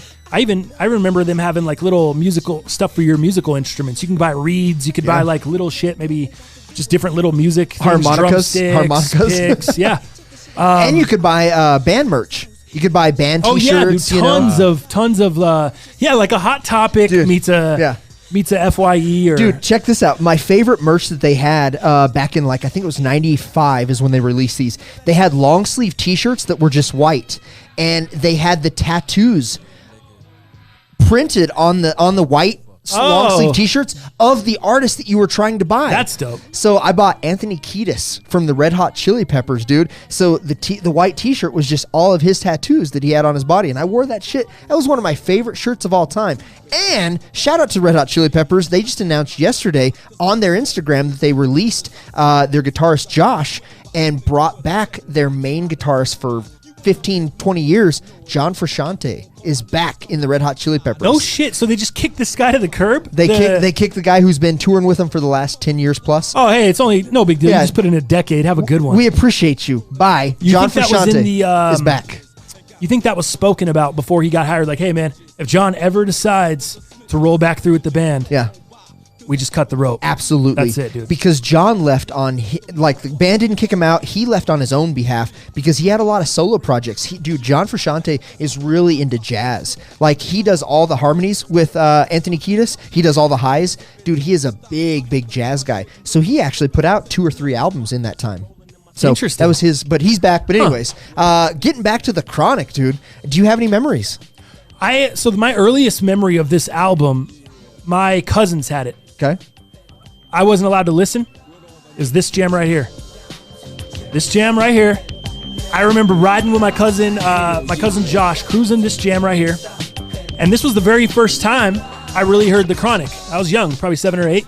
And then I remember, obviously, 1, 2, 3 into the foe. Snoop Doggy Dogg and Dr. Dre. So I remember that video, and I thought it was so... As a young kid, I thought it was the coolest thing ever when he goes up and they're all playing beach volleyball at the beach and he pulls the chick's top off. Too sick, yeah. Pulls her swimsuit off. At the barbecue. That's what I remember. Those are my 2 earliest memories of this album, was the music video where he pulls her top off and then this joint right here. Mm-hmm. Those are my 2 earliest memories, dude. The Chronic, and then obviously the Chronic 2001, which dropped in 99. I was a lot older, way more into it. M had come along by that time. Like, it was just a totally different. It's weird to think that shit dropped in the same decade, because as a little kid, now if it dropped in the same decade, I go from 20s to 30s, the early 30s to late 30s, like whatever, no big deal. Right. Back then, it dropped in the same decade. You're a totally different person. Yeah. You go from being a young kid at 7, 8 years old to being now a teenager by the time Chronic 2001 drops, and now everything is flipped for you. It's so interesting to think back on that, right, and how the music was. I got an interesting tidbit on that, actually, that you mentioned that. So Dr. Dre, the first Chronic, so they actually sold over 8 million copies worldwide, which means that it's been certified triple platinum by the recording industry, right? You look at Dr. Dre, the Chronic 2001, that's actually his bigger selling album. So his follow-up album 2001 was a bigger hit, becoming certified sextuple platinum. Is that how you say it? Sextuple? Sextuplets. Sextuple. Yeah. That's a lot of copies, dude. So just to kind of give you an eye on that, that's interesting. Another fact about the Chronic, Kanye West actually measures his own music against Dr. Dre, the Chronic's first album. Do you know that? He's actually been quoted saying, "The Chronic is still the hip-hop equivalent to Stevie Wonder's Songs in the Key of Life. It's the benchmark you measure your album against if you're serious," end quote. Who said that? Kanye West. Wow, dude. What do you know about that? That's pretty cool. Way cool, right? It just shows you the respect people have for it, dude. Mm-hmm. And obviously as a producer and an MC, he can tell you what it took to put that together. Also, not having half of the equipment back then that you have now, or that you even had when he started blowing up, early 2000s. Like, going back to the early 90s, sampling, everything was a lot different. It was a lot harder, The equipment was it was a different game. Right. Different game. And then one other tidbit that I'd want to share, The Chronic actually made the Rolling Stones top 500 albums of all time. Wow. It came in at number 138, dude, on the list. Interesting. Which is pretty cool, dude. Interesting. Love that album, though. Chronic 2, the original Chronic, 1992, December 16th. December 15th. Oh, December 15th. I'm sorry.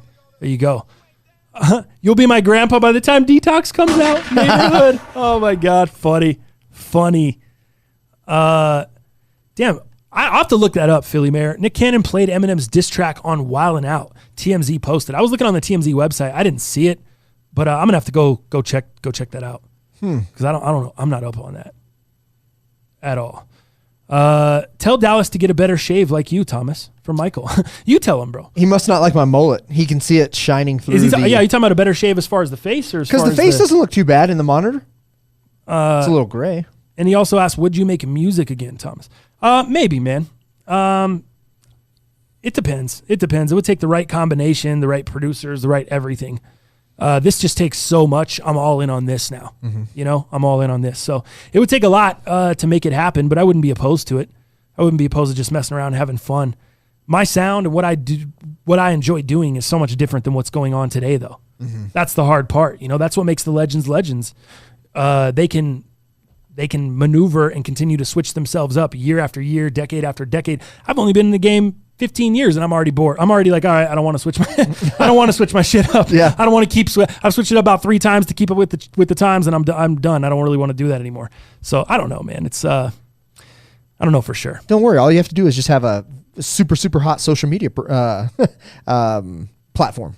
Exactly. That's all you have to be a rapper. Exactly. Yeah. If you blow up on social media, who's to say, man? If this show blows up and everything, who's to say I wouldn't start? You're probably gonna have to drop an Eminem diss track to promote your album. Put out an Eminem diss joint. Why don't you do that, man?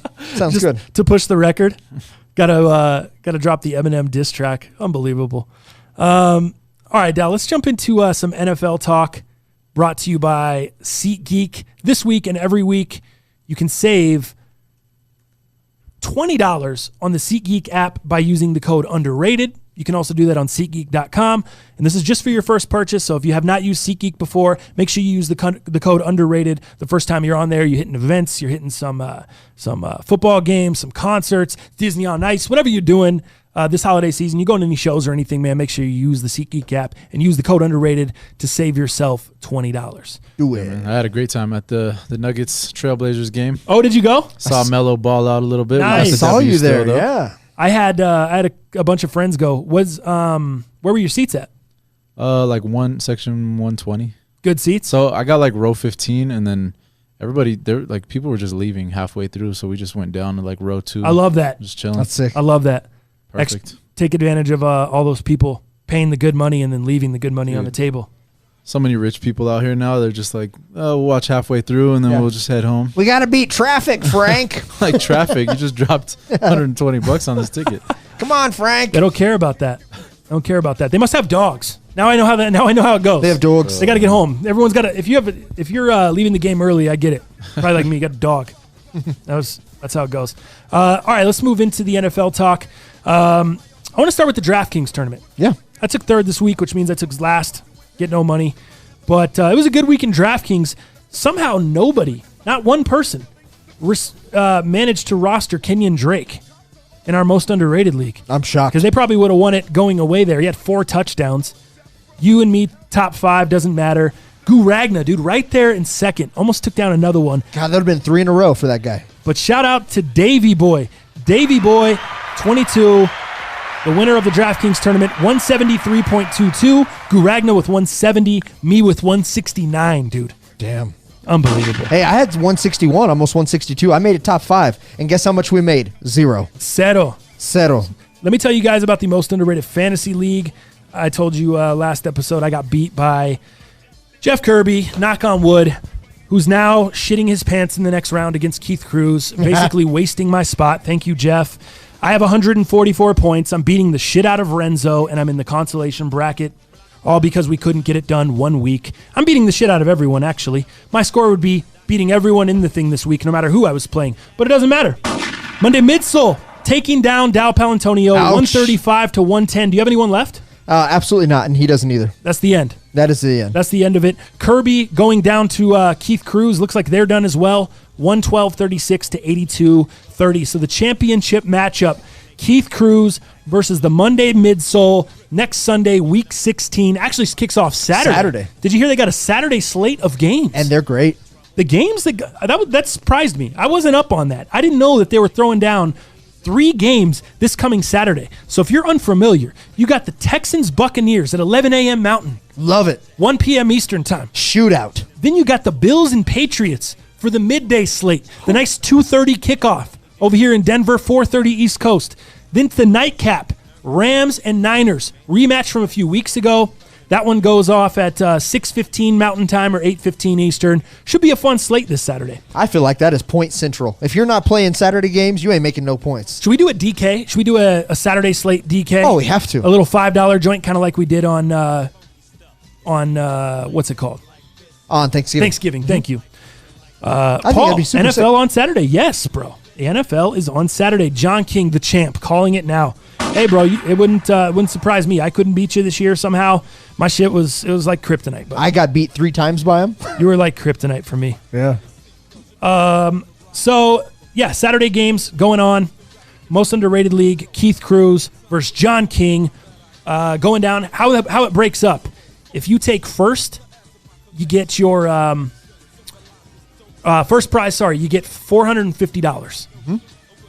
Second place gets $100. You're doubling up your money. Mm-hmm. Third place gets their money back. Yep. $50. Oh, so I guess I'm still technically playing for third. Yeah.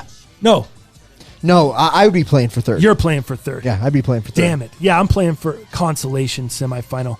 Gross. Unbelievable. Would that be 5th place? Yeah. Yeah, nobody Okay, cares. so tell me this though, real quick. Oh man, I got the Chronic playing underneath there too. All right, tell me this. Fantasy leagues going in this weekend. We both went in. Three leagues have left. Yep. You started with 7 fantasy leagues. I started with 8. Mm-hmm. We had 3 teams left, each of us. How are you coming out of this weekend? I know you're out of the most underrated. I'm out of the most What about the underrated, other so two? the best I can do is third. In Danko's league, I won 113 to 100, so I'm in there. So I'm playing for the ship on that. And then the other one, which is LA Mike Pena's league. Yeah. That one I am neck and neck. Check this out, dude. So right now I am getting beat 99.52 to my 97.10. Dude, so less than 2 points. No, just a little bit more than 2 points. I have Jared Cook tonight at home with Drew Brees. Okay. Coming off a concussion protocol. Okay. And he has Jack Doyle. Jack Doyle. Oh, Doyle rules. That should be his soundbite. Give me a little confidence here. Do I win this? Jack Doyle. Jack Doyle's been really, really good. Not last week and the week before. Week like 7. No. He was good. Dude. Did he do some points last week? He was good. I don't know about last week, but the week before, you're right. He did. Wait. Yeah, he did 13 against Tennessee. So check this out. So he did 2.5, just over 2.5. Well, Jared Everett's only been out the past 2 weeks, so that's really all you Right. can gauge. I'm not. I'm sorry, not Everett. Ebron. Eric Ebron's Correct. only been out the past couple weeks on IR, so that's really all you can go off of. Yeah. Because before he was sharing time with Ebron. Now that's no longer the case. So he went off. He went for 13.3 2 weeks ago. Mm-hmm. Last week against Tampa Bay, who is tough, 2.7. Right. Tampa Bay is an underrated defense. I think Doyle puts up around 10 tonight. I think Jared Cook could go for between 10 and 20. I like you. That would make me win. That's where I'm at. So then I would go into 2 championships, and then one of them might be playing for third. That's where I'm at tonight. That's my system. Where are you at? I made it in. So I have 2. I'm getting my shit pushed in one of them, so I'm definitely going to lose that one unless Michael Thomas does 50 tonight. So you'd be playing for third in that one. Probably won't happen. Okay. That's Danko. Money back? No, that's yeah. It doesn't matter. I'm out on that. Yeah, money back. Then there's 2 of them. I'm on the fence. I'm at 122 to 99, and I got Doyle and I got Michael Thomas left, and I'm up 22 And you're or 23 up 22. points. Okay. 23 points. I got Doyle and Thomas. Who do they have? He's got Cook and Lutz. Oh, Jared Cook, Will Lutz. you're in great shape. Should be good, right? You're in great shape. Him with Cook and Lutz He's in may trouble. get you where you're at now. You should be in great shape. But I'm already 23 up. Yep. Yeah, going into Yep. tonight. Should be good. The other one is ESPN. And, dude, I'll be going head-to-head against Vitzer. If I can finish this one off. I'm ahead right now. I think this one's in the bag, dude. I'm ahead 112. Oh, wait, maybe not. Yeah, I'm ahead 112 to 95. So I'm up 12 points. He's got left Marlon Mack tonight, and that's it. I got left Michael Thomas and DeMario Davis because that's an IDP league, individual defensive player. Gotcha. So I have DeMario Davis, linebacker for New Orleans, going tonight, and I have Mike Thomas. He's got Marlon Mack, and I'm up 12 going into it. I think I should be good. I think as long as Mack doesn't go off for 30 or 40, and Thomas doesn't have a gooser. Yeah. I should be all right. I think Mac will do all right. He ain't going to do no 30 and 40. Hopefully 2. Hopefully going into 2 championships next week. That's you and I. You and I. Out of 7 and 8 leagues starting the year, we're making 2 championships. And if you can take 2 championships down for the leagues I'm in, these 2 it's about $1,000 each. Is it? It's good money. Wow. So I need to take these down. Yeah. One of mine is 600. The other one's, I think, 650 or something. So, yeah. We need to take them down. Woo! It's funny, we didn't make the championship in any of the same leagues. We're not playing each other. I know, that's good. We didn't make it in any of them. Yeah, we'd be over here arguing the whole show. I'm sure we couldn't be friends. I'm sure the people would love that. Jalal would have to take over the cast. That's funny. Dow getting his money back. Glad I avoided you, TTF. John Kick. Dude, John, your team is just... It's like you have a sneaky good team. I think my team is way better than yours. Just straight up, I think my team is shitting on your team. But your team is, because of you, the Christian McCaffreys and the little guys that can go off week to week. Does he have Winston too? He has Russell Wilson. Wilson. That's a guy that can get you 11 or he can get you 42, and you just never know. And you have a team like that is so dangerous, kind of like how Kirby came on at the end of the year. It was crazy like that. But it's been a fun year, man. A lot of fun in fantasy this year. Thank you to everybody that participated, man. Yeah. In the most underrated league. Stuff from the weekend, Dal. What did you some recap stuff. What did you enjoy this weekend before we go into our heaters results? Yeah, for sure. We'll kind of go through this pretty quick. I think one of the scariest teams to be playing right now in the NFL, if you're trying to land a playoff spot, and a good playoff spot, especially home field advantage, look what happened to the 49ers against the Falcons. Was that crazy or what? The Falcons are a scary team when it comes to getting your placement right for the playoff push. Watch out for those Falcons. Especially at home. Look what they did to New Orleans. Yeah. Look what they did to San Fran. Now, San Fran has done this now 3 times. They're almost like the LA Chargers. They have a hard time closing some of these games at the end. And we saw kind of what happened yesterday. But that's kind of what I learned. The Falcons are a scary team if you're trying to lament yourself into a great playoff spot. Watch out for those guys. Second of all, Mahomes, hurt hand. We didn't really know what's going on with that, how big the injury actually is. Damn near does 28 points. Didn't matter in the snow. In the snow Yep. against a Denver D that looked awesome last week. And Travis Kelce, damn, dude, he was a big, big part of that, which helped me in my league, but I still got my shit pushed in by the Monday midsole. Again, the battle of the Texans and the Tennessee Titans in their division to see who's first. I think that was a great game to watch. We didn't have a lot of garbage time there, so you didn't have to have Watson doing a lot of bullshit at the end. I think that was a great matchup. I think that was one of my favorite games yesterday. And then the Raiders playing their last game, dude, at that shit black hole, dude, as they call it. Can you believe? I know there was some ref stuff there at the end, but the Raiders, I mean, they had the game in hand. Yeah, they did. They had the game in hand. There's no way they should have lost the game, regardless of what happened there at the end. Guys, you had it together. I mean, it's just typical Raiders. This is how, in case you missed, the Oakland Raiders leaving the stadium. Here's a little bit about how it sounded. Actually, never mind. I don't have the sound. I thought I had the sound pulled up. I don't have the sound. Never mind. Let me see. Oh yeah, I do have the sound. All right, this is how it sounded over there in Oakland. Dude, people were throwing stuff on the field. Sure. Players were trying to go over to the edge and like say hi to the fans and shit. Yeah. They're throwing nacho cheese on the field. The end zone's just littered. It reminds me of when Hulk Hogan made the heel turn in WCW at Bash at the Beach 95 in July. Hulk Hogan comes down wearing the red and yellow. Macho Man and Stinger in the ring getting the shit beat out of him by the Outsiders. Hall and Nash. Hogan comes down to the ring, Guess what happens? He hits the rope, drops the big leg on Macho Man Randy Savage. What has happened here? Hulk Hogan has turned. He has joined the NWO. Mean Gene is in the ring. People are throwing debris, throwing Coca-Cola, throwing nacho cheese, throwing pizza, throwing soda cups into the ring, littering the NWO and littering the ring with debris. That's what the back of the end zone looked like there in Oakland. I didn't know that place could look like more of a dump. It looked like a dump yesterday. Damn. If you saw the photo on Twitter that one of the reporters tweeted out, it was embarrassing. Mm-hmm. I get it. I get that you guys are unhappy, but what do you expect? You guys are Raiders fans, guys. Like, what's new here?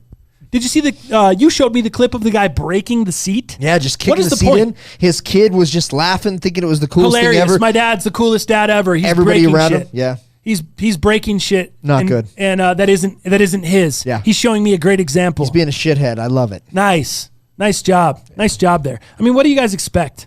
This is your team. This is the team you guys choose to be a fan of. No one's forcing you. Yeah. No one's twisting your arm to be a Raider fan. You're choosing to be a fan of a team that is mediocre, that's continued to be mediocre since the 80s. I mean, since the 90s. A lot of you guys are my age. You have not even seen your team. You saw your team go to 1 Super Bowl with John Gruden, and I guess you should have. Maybe you should have gone to 2. You could have said the Tuck rule. You could say you got jobbed. The Tuck rule, I understand. Yep. But other than those John Gruden seasons, and now you're bringing Gruden back because you're trying to find the magic again. And currently it's not working. I'm not calling him a failure forever. I'm just saying currently the magic's not working. Will something happen in Vegas? I don't know. But right now, the fan base is terrible. The team is terrible. The ownership's terrible. The field is horrible. The field has been terrible. The only thing good, it's honestly the best thing ever that you guys are moving. Yeah. You couldn't ask for a better present to start over than to rebuild and to kind of I don't think they take their car into Vegas. Do you? No, he's terrible. You got to start over. They're moving on. Look at all the quarterbacks coming out in this draft this year. Littered with quarterbacks. I know it's going to be talent. Great. Josh Jacobs and Darren Waller. That's what you got to. That's what you have to build around. That team looks great with those guys. Yeah, for sure. TTF, it was 96, not 95. Damn it! I thought it was 95. Back missed it by a year. Damn it! I'll take that. I'll take that shot. That L on the way out. So yeah, Raiders game. I turned the. I was like, where did my NFL music go? So yeah, that's what the Raiders sounded like there. Bad beats. I guess you could consider it a bad beat in Atlanta with that touchdown at the end. Mm-hmm.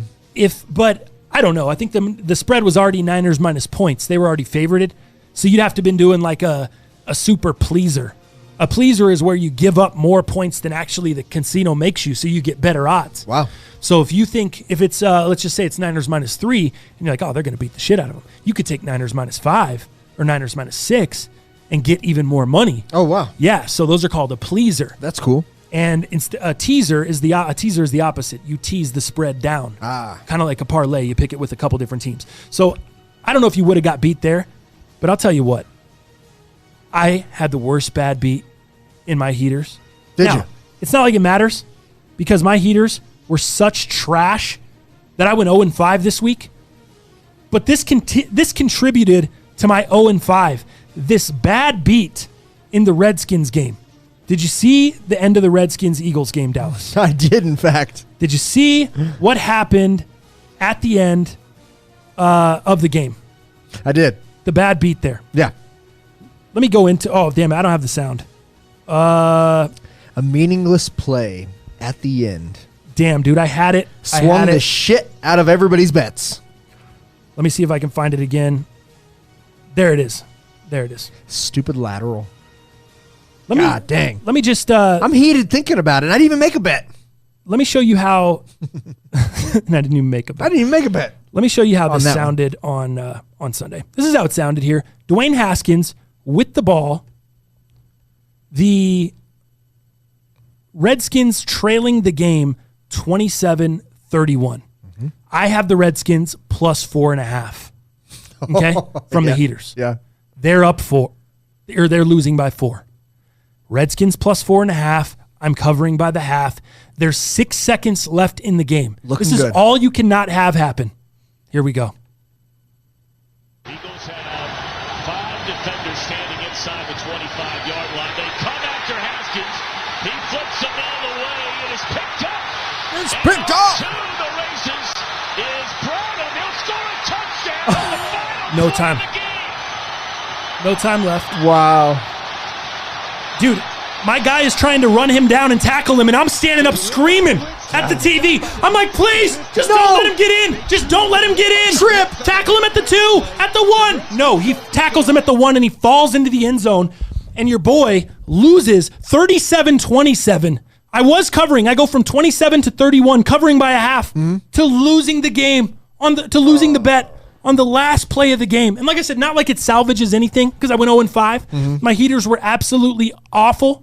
They were straight beaters this week. But that right there absolutely crushed my heart. And that's once that happened in the early slate, I was like, forget it. My late slate, it's down the toilet. It's down the toilet. There's no way.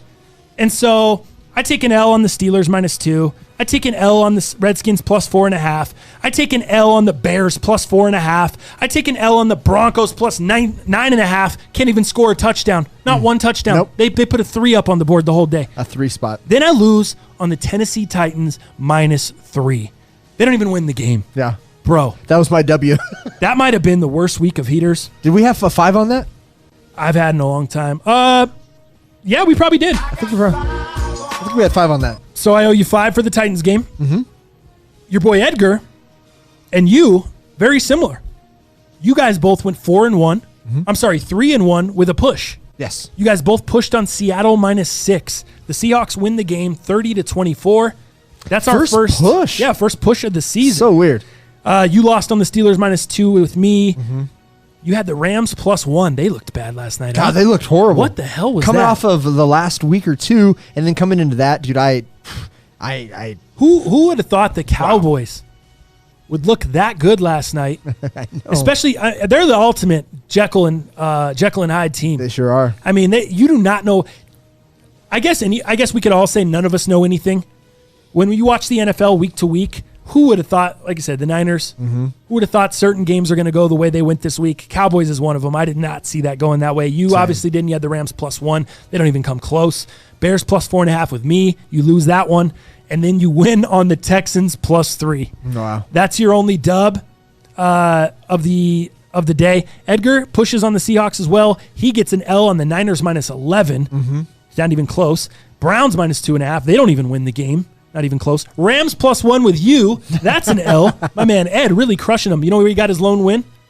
Patriots -9.5. Oh, yes. Quite a few points. Bengals not very good. No. Patriots on the road. They struggled early. It looked like, this might make the game a little bit interesting here. Totally. But the Patriots D, Andy Dalton just kept turning it over. It's not like Brady did anything great. He had 12 fantasy points. Right. He shit the bed, but it was Gilmore, dog. Yeah. Gilmore girls. Gilmore girls in the cut. Yep. So there you go. That'll bring Ed's record to a nice 1-3 and a push on a year. He's a little better than Black Prez. Black Prez is 1-4. Black Prez. And then you go from 42-28 up to 43-31-1. Push. There it is, weird. dude. I go from 42-28 to 42-33. Sick.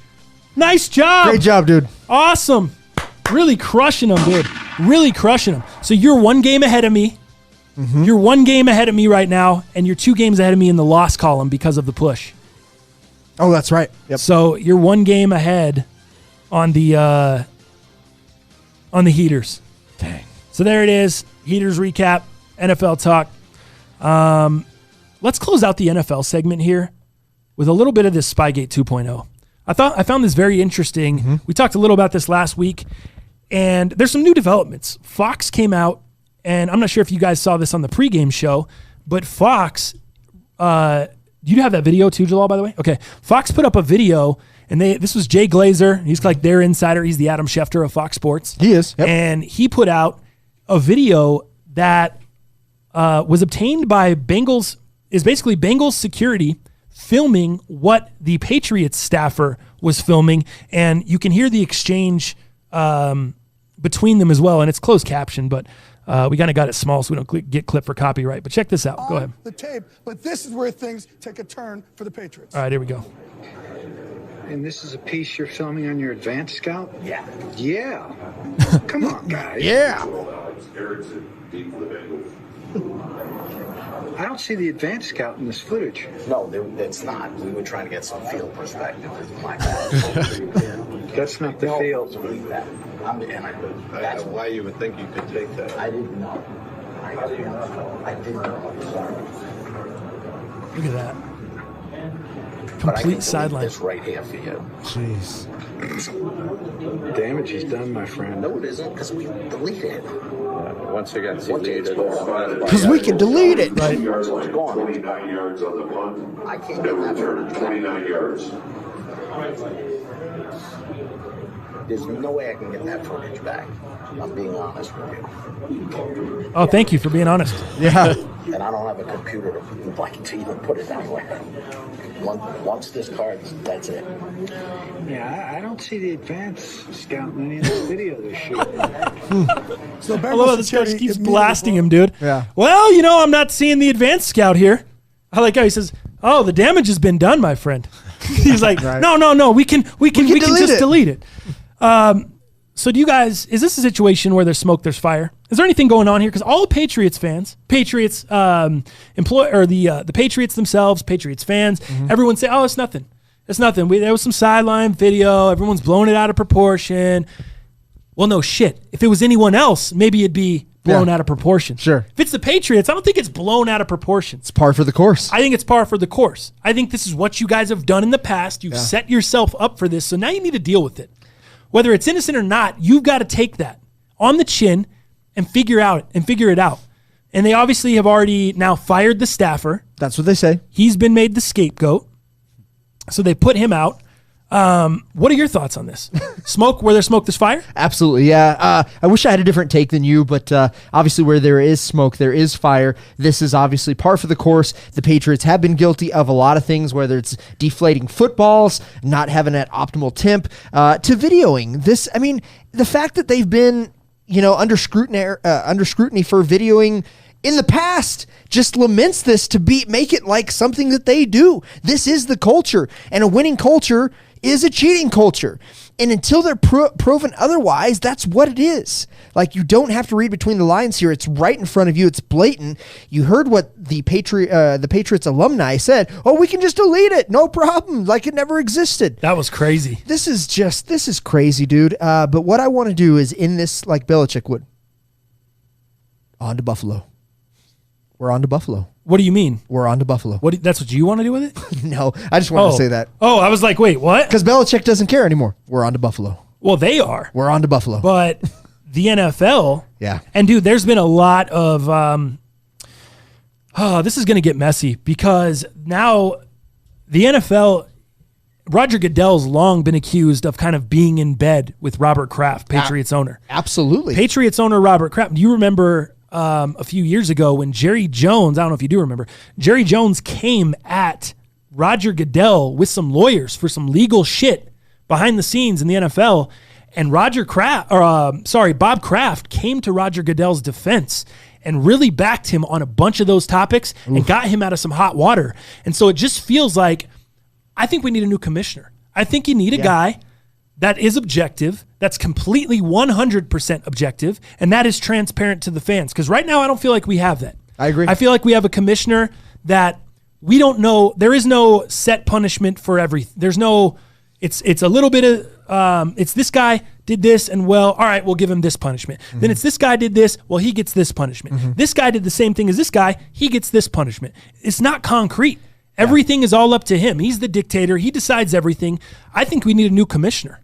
I think there needs to be a new commissioner in the NFL that is a little bit more objective and not so buddy with certain owners. There's been one too many holiday pictures of Goodell and Robert Kraft together. We've seen all those, right? We know that they're in bed together, and whether it's money, whether it's backing, whether it's punishment, scrutiny, whatever, they're backing each other, and unfortunately, got to cut a man loose. Let me tell you about this videographer. According to the Boston Globe, the New England Patriots have suspended the videographer who filmed the Cincinnati Bengals sideline during Week 14. The Globe reported that his name is Dave Mondillo, and he's a longtime employee in the sports and entertainment division of the Kraft Group, part of the Patriot owner Robert Kraft's business empire. Mondillo and a crew of contractors were at First Energy Stadium last week, ostensibly recording footage of a Patriots advanced scout for a team feature video called Do Your Job, which is on their web series. All the stuff you guys just saw, everything we just showed you in the footage between the Bengals staffer, all that stuff went down. Mondillo's statement, guess what he said? He went to the bathroom, and when he came back, he found his cameraman speaking with security. We stopped shooting immediately when asked to do so. We cooperated fully, Mondillo said in his statement. We had a detailed exchange about who we were and why we were there and what they wanted us to do. I gave the Sony SXS card to the NFL security, and we complied with their request, packed up and went home. I had no intention to provide footage to football operations. I did not provide any footage, and I was never asked to do so. Damn. That sounds to me like a guy that has stuff ready, that has an answer ready to go, or has a prepared statement ready to go after he'd been fired by New England, and he's being paid off. Something's going on behind the scenes. If you guys really want to do an investigation, you need to hire someone to track my man's bank account. You need to hire someone to track this guy, figure out, is he getting any payments for the next 10 years from the Patriots? He getting any kind of kickback? What's going on with him at his next job? How did he get that next job? If you're really trying to investigate this shit, you know what I mean? If you're really trying to figure out what's going on here, because to me, it doesn't sound like this is something a longtime employee would be doing. A longtime employee of the New England Patriots would know that he can't be doing this. A longtime employee has been involved with the New England Patriots during the past few Spygate scandals. Yeah. So would a longtime employee be doing something like this? Would they even be coming close to filming a sideline? Doesn't sound like something a longtime employee would do after being caught in the middle of the scandal. Just my take. Yeah. It's just me. Maybe I don't know what the hell I'm talking about. Well, check this out. Hit me with the go back in time button. Let's take you guys back a little bit, man. Let's take you back a little.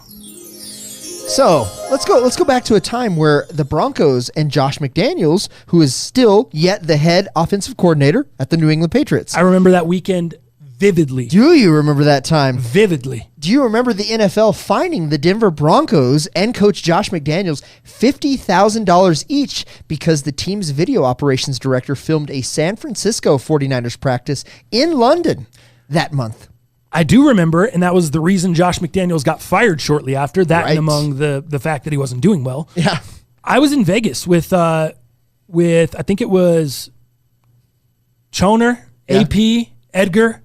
I know for sure Edgar. I have a picture of me chasing Edgar in a sports book watching that game, Broncos versus Niners in London, because it was an early kick, and we got up early to check the game. It was one of those like 8:30, 9:30s or whatever. Yeah. We got into Vegas early Sunday morning. So we were there early, and we went to catch the early kickoff at this place called Burger Palace. Oh, sounds great. We ate a bunch of burgers. Edgar got too fucked up. We watched the game. Edgar got too messed up. Went back to his room, ended up sleeping the entire night. Didn't wake up. Didn't get up and come out. He missed the whole night. What? Yeah, we all went out. I came back to the room. I was like, oh, hey, what's up, Ed? It's about 4 a.m, about to go to bed. He's like waking up. Oh, what's going on? Starts like trying to get ready. I'm like, what are you doing? You missed the whole night. He's like, no, what are you? He looks at his phone. I was like, yeah, dude, it's 4. We went here, we did this, we did. I tried to wake you up. Wow. You were smoked. Me and my homie Mo, we were like, dude, Ed was just gone. So that was a good time. But it was that weekend. Remember my first time drinking. I remember my first time in Vegas, Ed. Yeah, no doubt, Ed. But that was the weekend, dude. It was. We were in Vegas. They played the Niners. I think they got the shit beat out of them, and they filmed. They were filming their practice or whatever the hell it was. Completely remember. Yeah, so that's this whole thing kind of reminded me of that, and then bringing it back to the Patriots and the Patriots coaching staff, the Patriots organization, the culture. Like, this is just what they do, but they have the rings to back it. Goodell doesn't do anything. Robert Kraft, I mean, it just, dude, none of it feels good and sounds good. According to the chat, it looks like a lot of people are with us. AP in the house. Sorry, I'm late. What did I miss?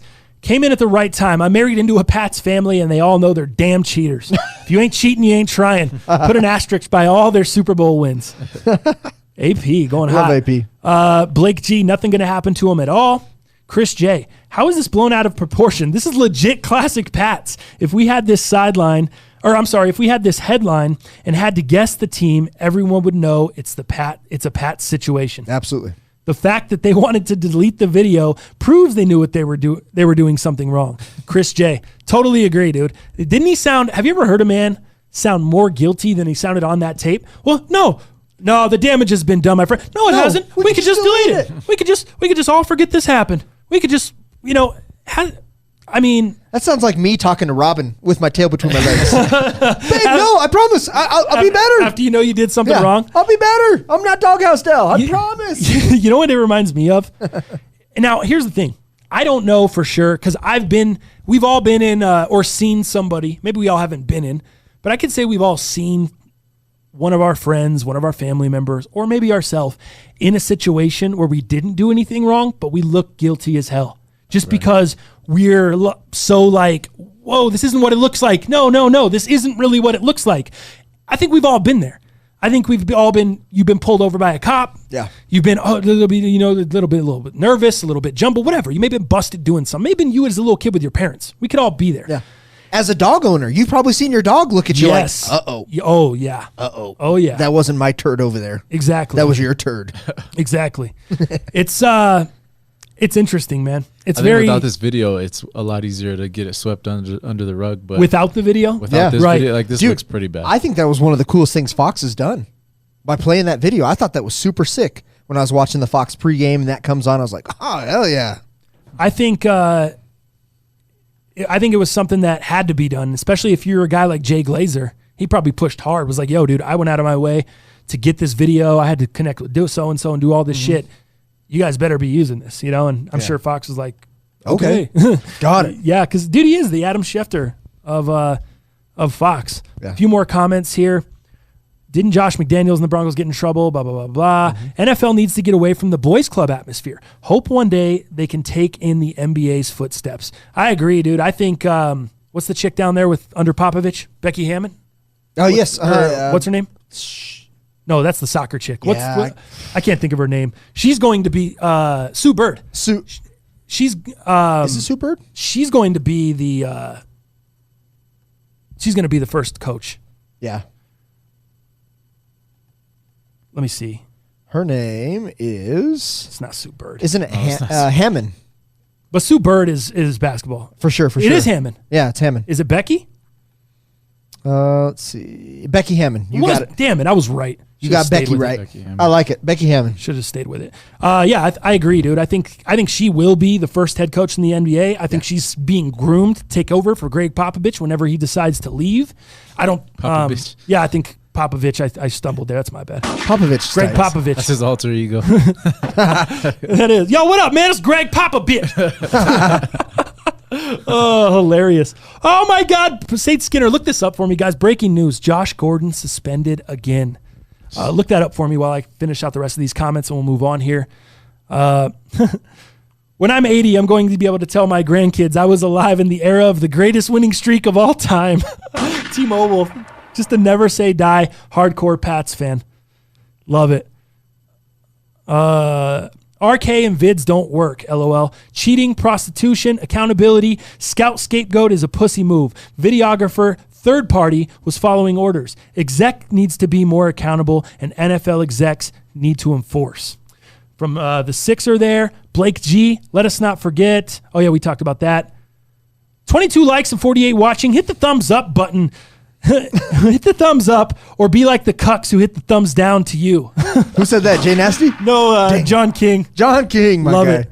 Even John though you King. beat my ass. John King, I was pretty pissed off last night, but you deserve the win. And today I was like, how am I going to be cool? How am I going to be cool to John King? But you know what, dude? You deserve that, man. Great win. Beat the hell out of me. I'm like that too. In the moment, I am the most fiery, competitive person. Like if we're competing, I hate you in the moment. Yeah. Like once you beat me too, especially, I'm so, you know me, you know I get. Well, John King's tweeting shit out, and I'm like, I want to respond so bad, but man, I'm one of those guys who likes to let things play out a little bit. Let's see what happens. That guy's in the moment, and if I would have been a dick, and I don't want to be that way. Oh no. Josh Gordon, Adam Schefter.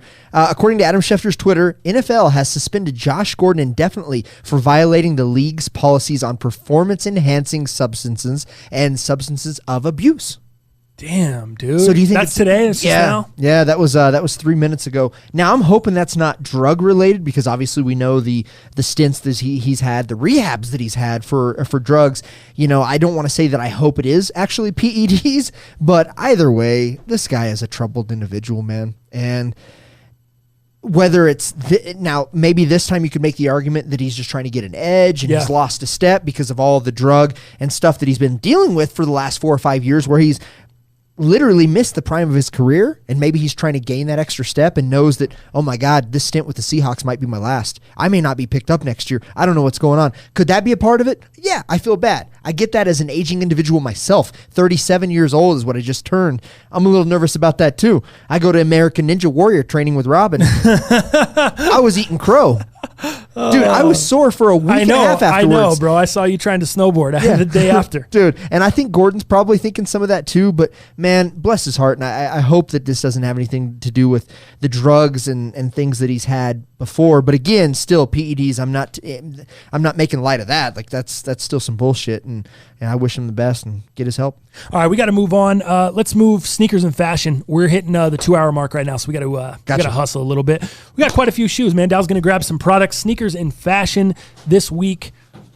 Brought to you by Hefe Luxe. You can save yourself on Hefe Luxe insoles by using the code underrated on HefeLuxe.com. If you have not checked them out, man, make sure you check out that review. I got a review here up on the channel, Hefe Luxe insole. It's like 5 minutes long or 7 minutes long, and it's really, really, it's good. It's detailed. It shows you about the insole, shows you what they're all about. If you'd like to add some boost comfort to your shoes, to your Jordans, make sure you check out HefeLuxe.com. Use the code underrated to save a little bit of money. Sneakers and fashion segment. Dow Palantonio busting out the YeezReels. Yeah, the YeezReels. You haven't seen these in person yet, right? I have not. This is my very first time checking out the YeezReels in person. Gotcha. As you're looking at that, so a little bit of history. I mean, everybody kind of knows about the YeezReels, I think, by now, but they haven't released off of Yeezy Supply nor Adidas the reflective ones. Now, we look at the GR ones. These were at Foot Locker. These were at Finish Line. Very easy to get. As a matter of fact, in some cities, they were still sitting, and they still might be sitting today. Great pair, but the biggest difference between these and the reflectives that will and are coming out is these GRs do not glow. I repeat, the soles, the midsoles, none of it glows, none of it reflects. Some people thought they did. Interesting. The reflectives that are coming out, whether it's today or tomorrow, so keep an eye out on Yeezy Supply. The bottoms do glow, and they're also reflective. Oh, really? So you're getting kind of a two-timer on the reflective pair, whereas this GR pair, again, no glow, no reflections, nothing. It's getting hard to keep up. It is, man. It is. The names, the colorways, they're so close. That's why I bought this pair. The reason I needed this pair was because I do have the frozen yellows, which are the McChickens, and this is a different type. This is more of a glowy color, and this is what I would want. The McChickens, I wanted these to be what the McChickens are, if you ask me. Do you guys notice the consistency on the Yeezys has not been consistent lately? Like, I have a couple pairs where I just see different things from shoe to shoe. Just for example, just now I'm looking at these. Notice how much room is in the pull tab on the right one. Yeah. And look how detached the one on the left is. That looks super tight. Oh, yeah, you're right. That looks like mad loose. Like, there's just so much space in there. I could fit 3 fingers in that pull tab. This one's very tight, though. It looks totally different. It's not going to show up that much on camera, but this one is a lot looser. Yeah, it is. Than the right shoe. It's a little weird to me. Just seems like there's so much space. Like they just didn't sew up the. It's almost like this one was used for carpenters, right? Where they hung their hammers carpenter and super pants. used and abused. This one really new. If you're trying to legit check V2s these days, good luck, dude. Oh my god, they're tough to. I mean, yeah, good luck.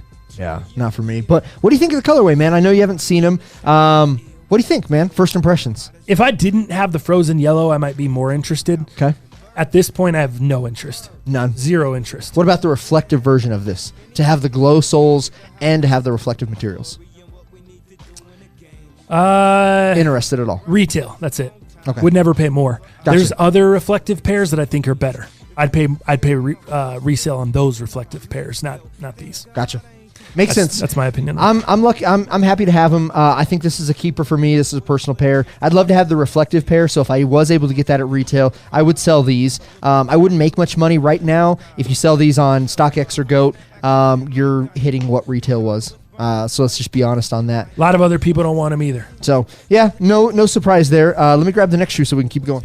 Philly Mayor, why do they not glow, but the reflective pair does? Blake G, makes no sense, Philly. Yeah, I agree. I don't get it either. Yeah. Oh, there we are. You got them in person? I did. So I was finally able. So we had, or I was able to secure that sneakers drop early, that shock drop. So I did get the Bred 11s in my size 10, which is cool. So this is just kind of a memento. This is a personal pair. I'm not trying to make money, but there is actually some money to be made on these. I'm shocked. Which is crazy. Did we see final stock numbers on what these came out with? Do you guys know? I don't have official. I've heard 2 million. Anybody in the chat? Yeah. So here's what I would say. Between 1 million and 2 million pairs. And you said the Concords was 1 million, right, Jalal? Yeah. Mm-hmm. So this is, and I said when we did our early review, I said it would probably be at least 1 million like this. You guys said under. Yeah, I thought they'd be like 750, 800. So these were more than the Concords. Sounds like it. But they're still more hype. They were just going to do the same. So they're either a half or double the Concords. Half more or double what the Concords did. If you said 1.5 million to 2 million. Yeah. So they're either 500,000 more or double what the Concords did, and they're still higher resale. Yeah, because with the Concords, dude, they were hitting retail for the longest time, and I think just now they're up around $340, $350. Okay. For a set of Concords. So you had to really wait, right? So if you wanted to make your profit, you could make that $40 right off the cut if you sold them pretty quick. But now it's taken this long for those to get near $350. But these are still over $300 in a lot of the sizes. And it sounds like the bigger sizes are what people are making the most money on. Really? Typically it's that 9, 9.5, 10, 10.5. Right now it sounds like a lot of the money, at least last night, was in some of the bigger sizes. Believe it or not. So I hit on a 12 on sneakers just on my account. Got lucky. Went for them, didn't have any issues. Nice. So that makes me feel very... Well, you did have issues. Everybody had issues. It was pending for almost an hour. I saw Sneakers was having that issue where, to know if you actually got it or not, it was pending for like almost an hour. Mike Rich, it happened to you. Yeah, I was pending for a while. Yeah, remember I told you it just clipped over and all of a sudden it was good. Real quick, did you hear about the Foot Locker and all the foot sites? You told me there was some issues. Some issues with the app, like some shit crashed. There was a lot of people who actually, because you're given about an hour and a half, right? If you win the pair, you're given an hour and a half to confirm the pair. The site crashed so bad because of that merger that they've done. The Foot Lockers, the East Bay, the Foot Action, all those different how they've merged all those now.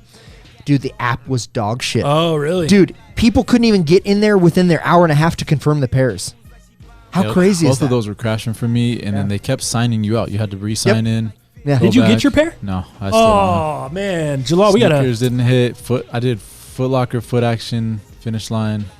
Or no, I didn't get to do the Finish Line, but I did Foot Locker and Foot Action. Did you go to any of the first come, first serves like I told you? Bait? Vice Gallery? Nah, I was up in... you were up in... Oh, with Keenan. That mall up there. Colorado Mills. Mills. And I just went to go check if anybody got them up there, and they're like, no, none of the stores up here got them. So they didn't send any pairs up there. I figured because they usually don't send the hot releases to the outlets like that. No, but they have a Foot Locker. But at that whole mall is outlet at Mills. Oh, is it? Yeah, like they're kind of. What do you think, Dal? I never hear of the Mills getting any heat. The Finish Line, the Foot Locker, anything there because it's a kind of an outlet mall. Yeah, the whole thing is like they may do some first come first serves, but they never ever have reservations at that mall. Yeah, because it's an outlet, dude. If you go in the Tommy store in there, it's like an outlet Tommy. You know what I mean? Like it's not. So that's probably up there. That sucks, dude. I'm not sweating it. At least I can get a pair, I get a pair. But well, they're not. He said the small sizes ain't. They're a little bit more affordable, but I would still 70 over. Would you? No, I'm saying that's what it would be. Oh, okay, gotcha. But I'm good. Yeah, check it out real quick. A gift came in from Mr. Fail Beast himself. So I wanted to show these to everybody. Saw these on my Instagram story the other day. If you saw, Dal was rocking these. Dude, the homie Marky follows me and DM me, and he's like, dude, how much for Dal to detent those? Yeah. He's like, how much for Dal to detent those shoes? I was like, I'll ask him on the cast on Monday. Yeah. How much would you charge to detent those? I know you love them the way they are, but would $50 get you to detent them? I think. What would it cost you? Damn, because I'd have to be really careful. But as I'm looking at it, he wants a video. He wants a video of you detenting them. Okay. With the X-Acto and everything. I think I could do that, maybe. I don't know if Fail Beast would kill me, but... King, that looks hard. WTF are those? LOL. The edges would be bad. Yeah, the edges, I'm looking at Throw it right those now. things in the trash can behind you. I got to put them on feet, man, because they are so comfy, dude. Oh, he said throw those things behind the trash can. That's funny. Wow. Let's see. Let me get them on feet real quick here. If you could, dude, you'd have to use more than an X-Acto knife to detent those because... I would have to, There's a plastic... There's like a plastic piece that makes the tent stand up, right? Like an actual tent. Yeah, I'd have to get some super crazy scissors of some sort or some I don't know to do that. But let me see what these look on. These are bad, bro. It looks like foreskin. Doesn't it look like he went to he's in Japan. And he's about to go to a dojo thing, and you have to just take off your shoes there, and you just see a bunch of those sitting outside the door, in a line. That's what everyone wears. That's the customary shit that everyone wears to that dojo or whatever. that's you. Dojo. It seems like that's just what people would wear in Japan. Those are everywhere. I think these are fresh. Are you wearing them? I'm wearing them right now. I'm wearing them. Stop it. And who asked for how much to get them detented? The homie Marky on IG. He Marky, hit me up. I'll make that decision. here in the next day or so. I might do it though. All right. Just for the video. I think he said he'll pay to have you detent those. Okay. Said how much for Does he want me to send him to him? You should just do one. I don't want to detent just one. And then leave the other one. That would be... Sounds awful. That would be awful. Awful. Take the condom off them. John King. What the F are those? Philly Mayor. Put your feet on the desk, damn it. Did. Yeah, what are those? I agree. Nice. Let's move. Wait, one other thing, and then let's move on. Okay. Oh, not from sneakers, but. Oh, I hit the Yikes, whatever. I did it on Finish Line just for the hell of it, and I got the reservation. Oh, really? Yeah. Wow. So I'll go pick those up Friday. Dude, I got the dang on that this morning. Damn it. I got the dang, not damn it. I'm on the fence with those, dude. I really did not like them at first. Then I saw Rack post a video or a photo of them, and I was like, man, those actually look kind of sick. The Houston Oiler blue up top, like the Carolina blue with the red that's up top, and then the bottom piece almost looks like cream and black in the real photo. Mm-hmm. So I'm interested. I think I'm going to cop them so I can see them in hand. I'm going to do a little Dal Palantonio style, and I need to get better at this. Because if I don't like it in photos, I usually don't cop. And then I see it later on, and I'm jealous and end up paying resale. I just need to do like Dow. I just need to cop everything and decide when I get it if I don't like it, and then just sell it. Because this guy, he cops 10-1 on me because I just cop what I want. A lot of it is because I don't know what I want until I see it. So for me, that's the nerd in me, but I also love new tech. Which is good. I need to start doing more of that. So the Yeezy 500s, by the way, I did cop those this morning off Yeezy Supply. I think they are still sitting if you want them. I did go true to size. We'll see if I'm right or wrong on that, because if we know anything about 500s, it's usually probably good to go a half size up. But I did go true to size, so we'll have a review for you guys. I bought this thinking that this might work for me.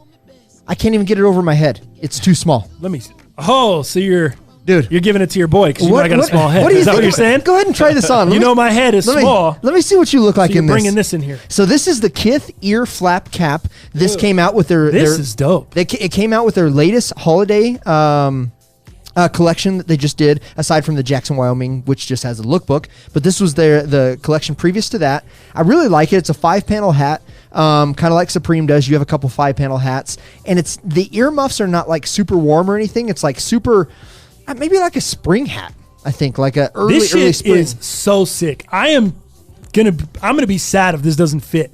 Dog, look at this shit on the back, Jalal. It's got like a pull string. This is how you tighten it. Yeah. And then this kit, this is the tag. You just take that off. But then this shit just hangs off the back, dude. And this rope. You could like leave it on there. You could have this hanging, or you could take this. It? Yeah, you could detach this and just have this hanging. But it's ill, dude. Kith branding on the front, and it's that 5-panel like you said, but it's got like this floral pattern that is sewn in. So you can't loosen it up any more than that? No, dude. No, it won't even go over my head. And I don't have a huge head. I know that's you just have a nice shaped head that would work for you. Yeah. So I got the Supreme Dead Prez hat. I'll show you guys that. Look at this shit. Wrong side. Middle finger on the side. Very, very sick there. Supreme branding around the back. And then, of course, the Dead Prez branding on the front. I love that hat. I think this hat is so sick. And shout out to my guy, Mish Moustakis, for picking me up the olive one, too, man. So, yeah, peep that out, man. I like it. I think it fits me a little bit better forward, the Dead Prez one. If I wear it backwards, it's all right. Yeah, I still think it works. It's decent, but it sits a little high. Snapbacks, they have a little bit more up. Too much front. puffy. Yeah. Too much puffy up top. Now, let's take the Kith joint. Yes. Truth. I know it's going to fit your head. It just doesn't fit mine. Oh, so perfect. Dude, look at that thing. This shit is so perfect, bro. Oh, man. This is this is dope. Is it warm? It is warm. Am I going to get my retail back on this? Yeah, I'll give you retail on Hell yeah. Fuck, I take under retail at this moment because what else am I going to do with it? Take it to Culture Street? What size hat do you wear? I'll get you. I think I wear 7 and 7 3/4. That's not big. That's not big, but this, dude. That's weird. It doesn't fit me. If it's perfect. It's like a glove, dude. That's sick. They must have used Ronnie's head to model Dude, the this. back doesn't look bad. I think it looks dope. Dude, you look like you're like an 80s on the back. It looks like you're an 80s guy with the big red or the big what's the chew? Red man? In the pouch? Yeah. Red man, or what the hell is that shit called? All you need is the sunglasses with the laces or the ropes that hold the sunglasses on the what head. are those called? Damn it. Those. One of those things that holds your sunglasses in, like old school joints. Put a little pink sunscreen on the nose. I wanted to say a koozie, but it's not a koozie. But they're made out of like koozie material. You can get them like that rubberized. Neighborhood season with that hat. Thank you, bro. I think it's dope. Should I cop? You guys like it? I think it's a must cop. I think you should snowboard in that thing. Yeah, dude, it's pretty cool, man. I think it looks like you know what I think? It looks like I got a ponytail coming out the back. It looks like I'm like an 80s. You know what I liked about it so much? It's like it's like a grandma's like blinds or like the blind covers that would cover over like a sliding glass window, like from the 70s with all that floral pattern. Yeah. Man, it's so nice. Croakies. Is it Croaks? Croaks. Are those called Croaks? Oh yeah, that hold your glasses. Yeah. That sounds familiar. AP. Croakies. Of course AP would know. He still has them. Uncle Eddie. Dude, I'm getting a lot of Uncle Eddie. People are saying I'm looking like Uncle Eddie from National Lampoon Vacation. AP says it's beach nut chew. That makes sense. Beach nut chew. Beach nut. Yeah. There you go. Funny stuff. That's what I got for sneakers and fashion. All right, so we got the Dead Prez hat. Let me make sure we hit on we hit on everything. Looks good. Dope. I got an extra thing for you here. I know we're over a little bit, but the Migos got gifted some custom shoes by Nike. Oh. And this is pretty sick, so I'll show you guys. Migos. I think your lady says, looks like a baby bonnet. I'm out. Oh, my lady hating on me like that? You see on the screen? Wow. So they got like these little takeout Oh, boxes. nice. Oh, sick. That's fire. Yeah, that's dope. Dang, with fortune cookies at the top. I think these are just personal pairs. Of course. Friends and family. Like one-offs. Yeah. And they gave them, dope. Wow, look at the customization on those. Yeah, those are Is that velvet? Red velvet, bud. Red velvet. Quavo. Bud. Oh, they each got different colorways. On the toe. Offsets. Yeah. Who's the other guy? Take of the off. Migos. Takeoff. Is it Takeoff? Offset, Takeoff, and Quavo. Yeah. Weird. Yeah. Surprised I know that. Huh. Looks like a baby bonnet. Unbelievable. I'm out. She said, oops, wrong one. Only other thing I see is the StockX, the Colette Air Jordan 1s. They got it's like you donate $20 and you get an entry to win one of 30 pairs, I guess. So, only other thing in sneakers I got. Well, yeah. Did you hear Mike Rich just got hacked? No. StockX? Yeah, he did a video. Did a video yesterday. Oh, no. Yeah, man. His account got hacked? It's a real thing. What did he have to deal with? What was the bullshit? He said StockX blows. PayPal took care of me. Oh, really? Yeah. Dang. That's pretty cool. Yeah.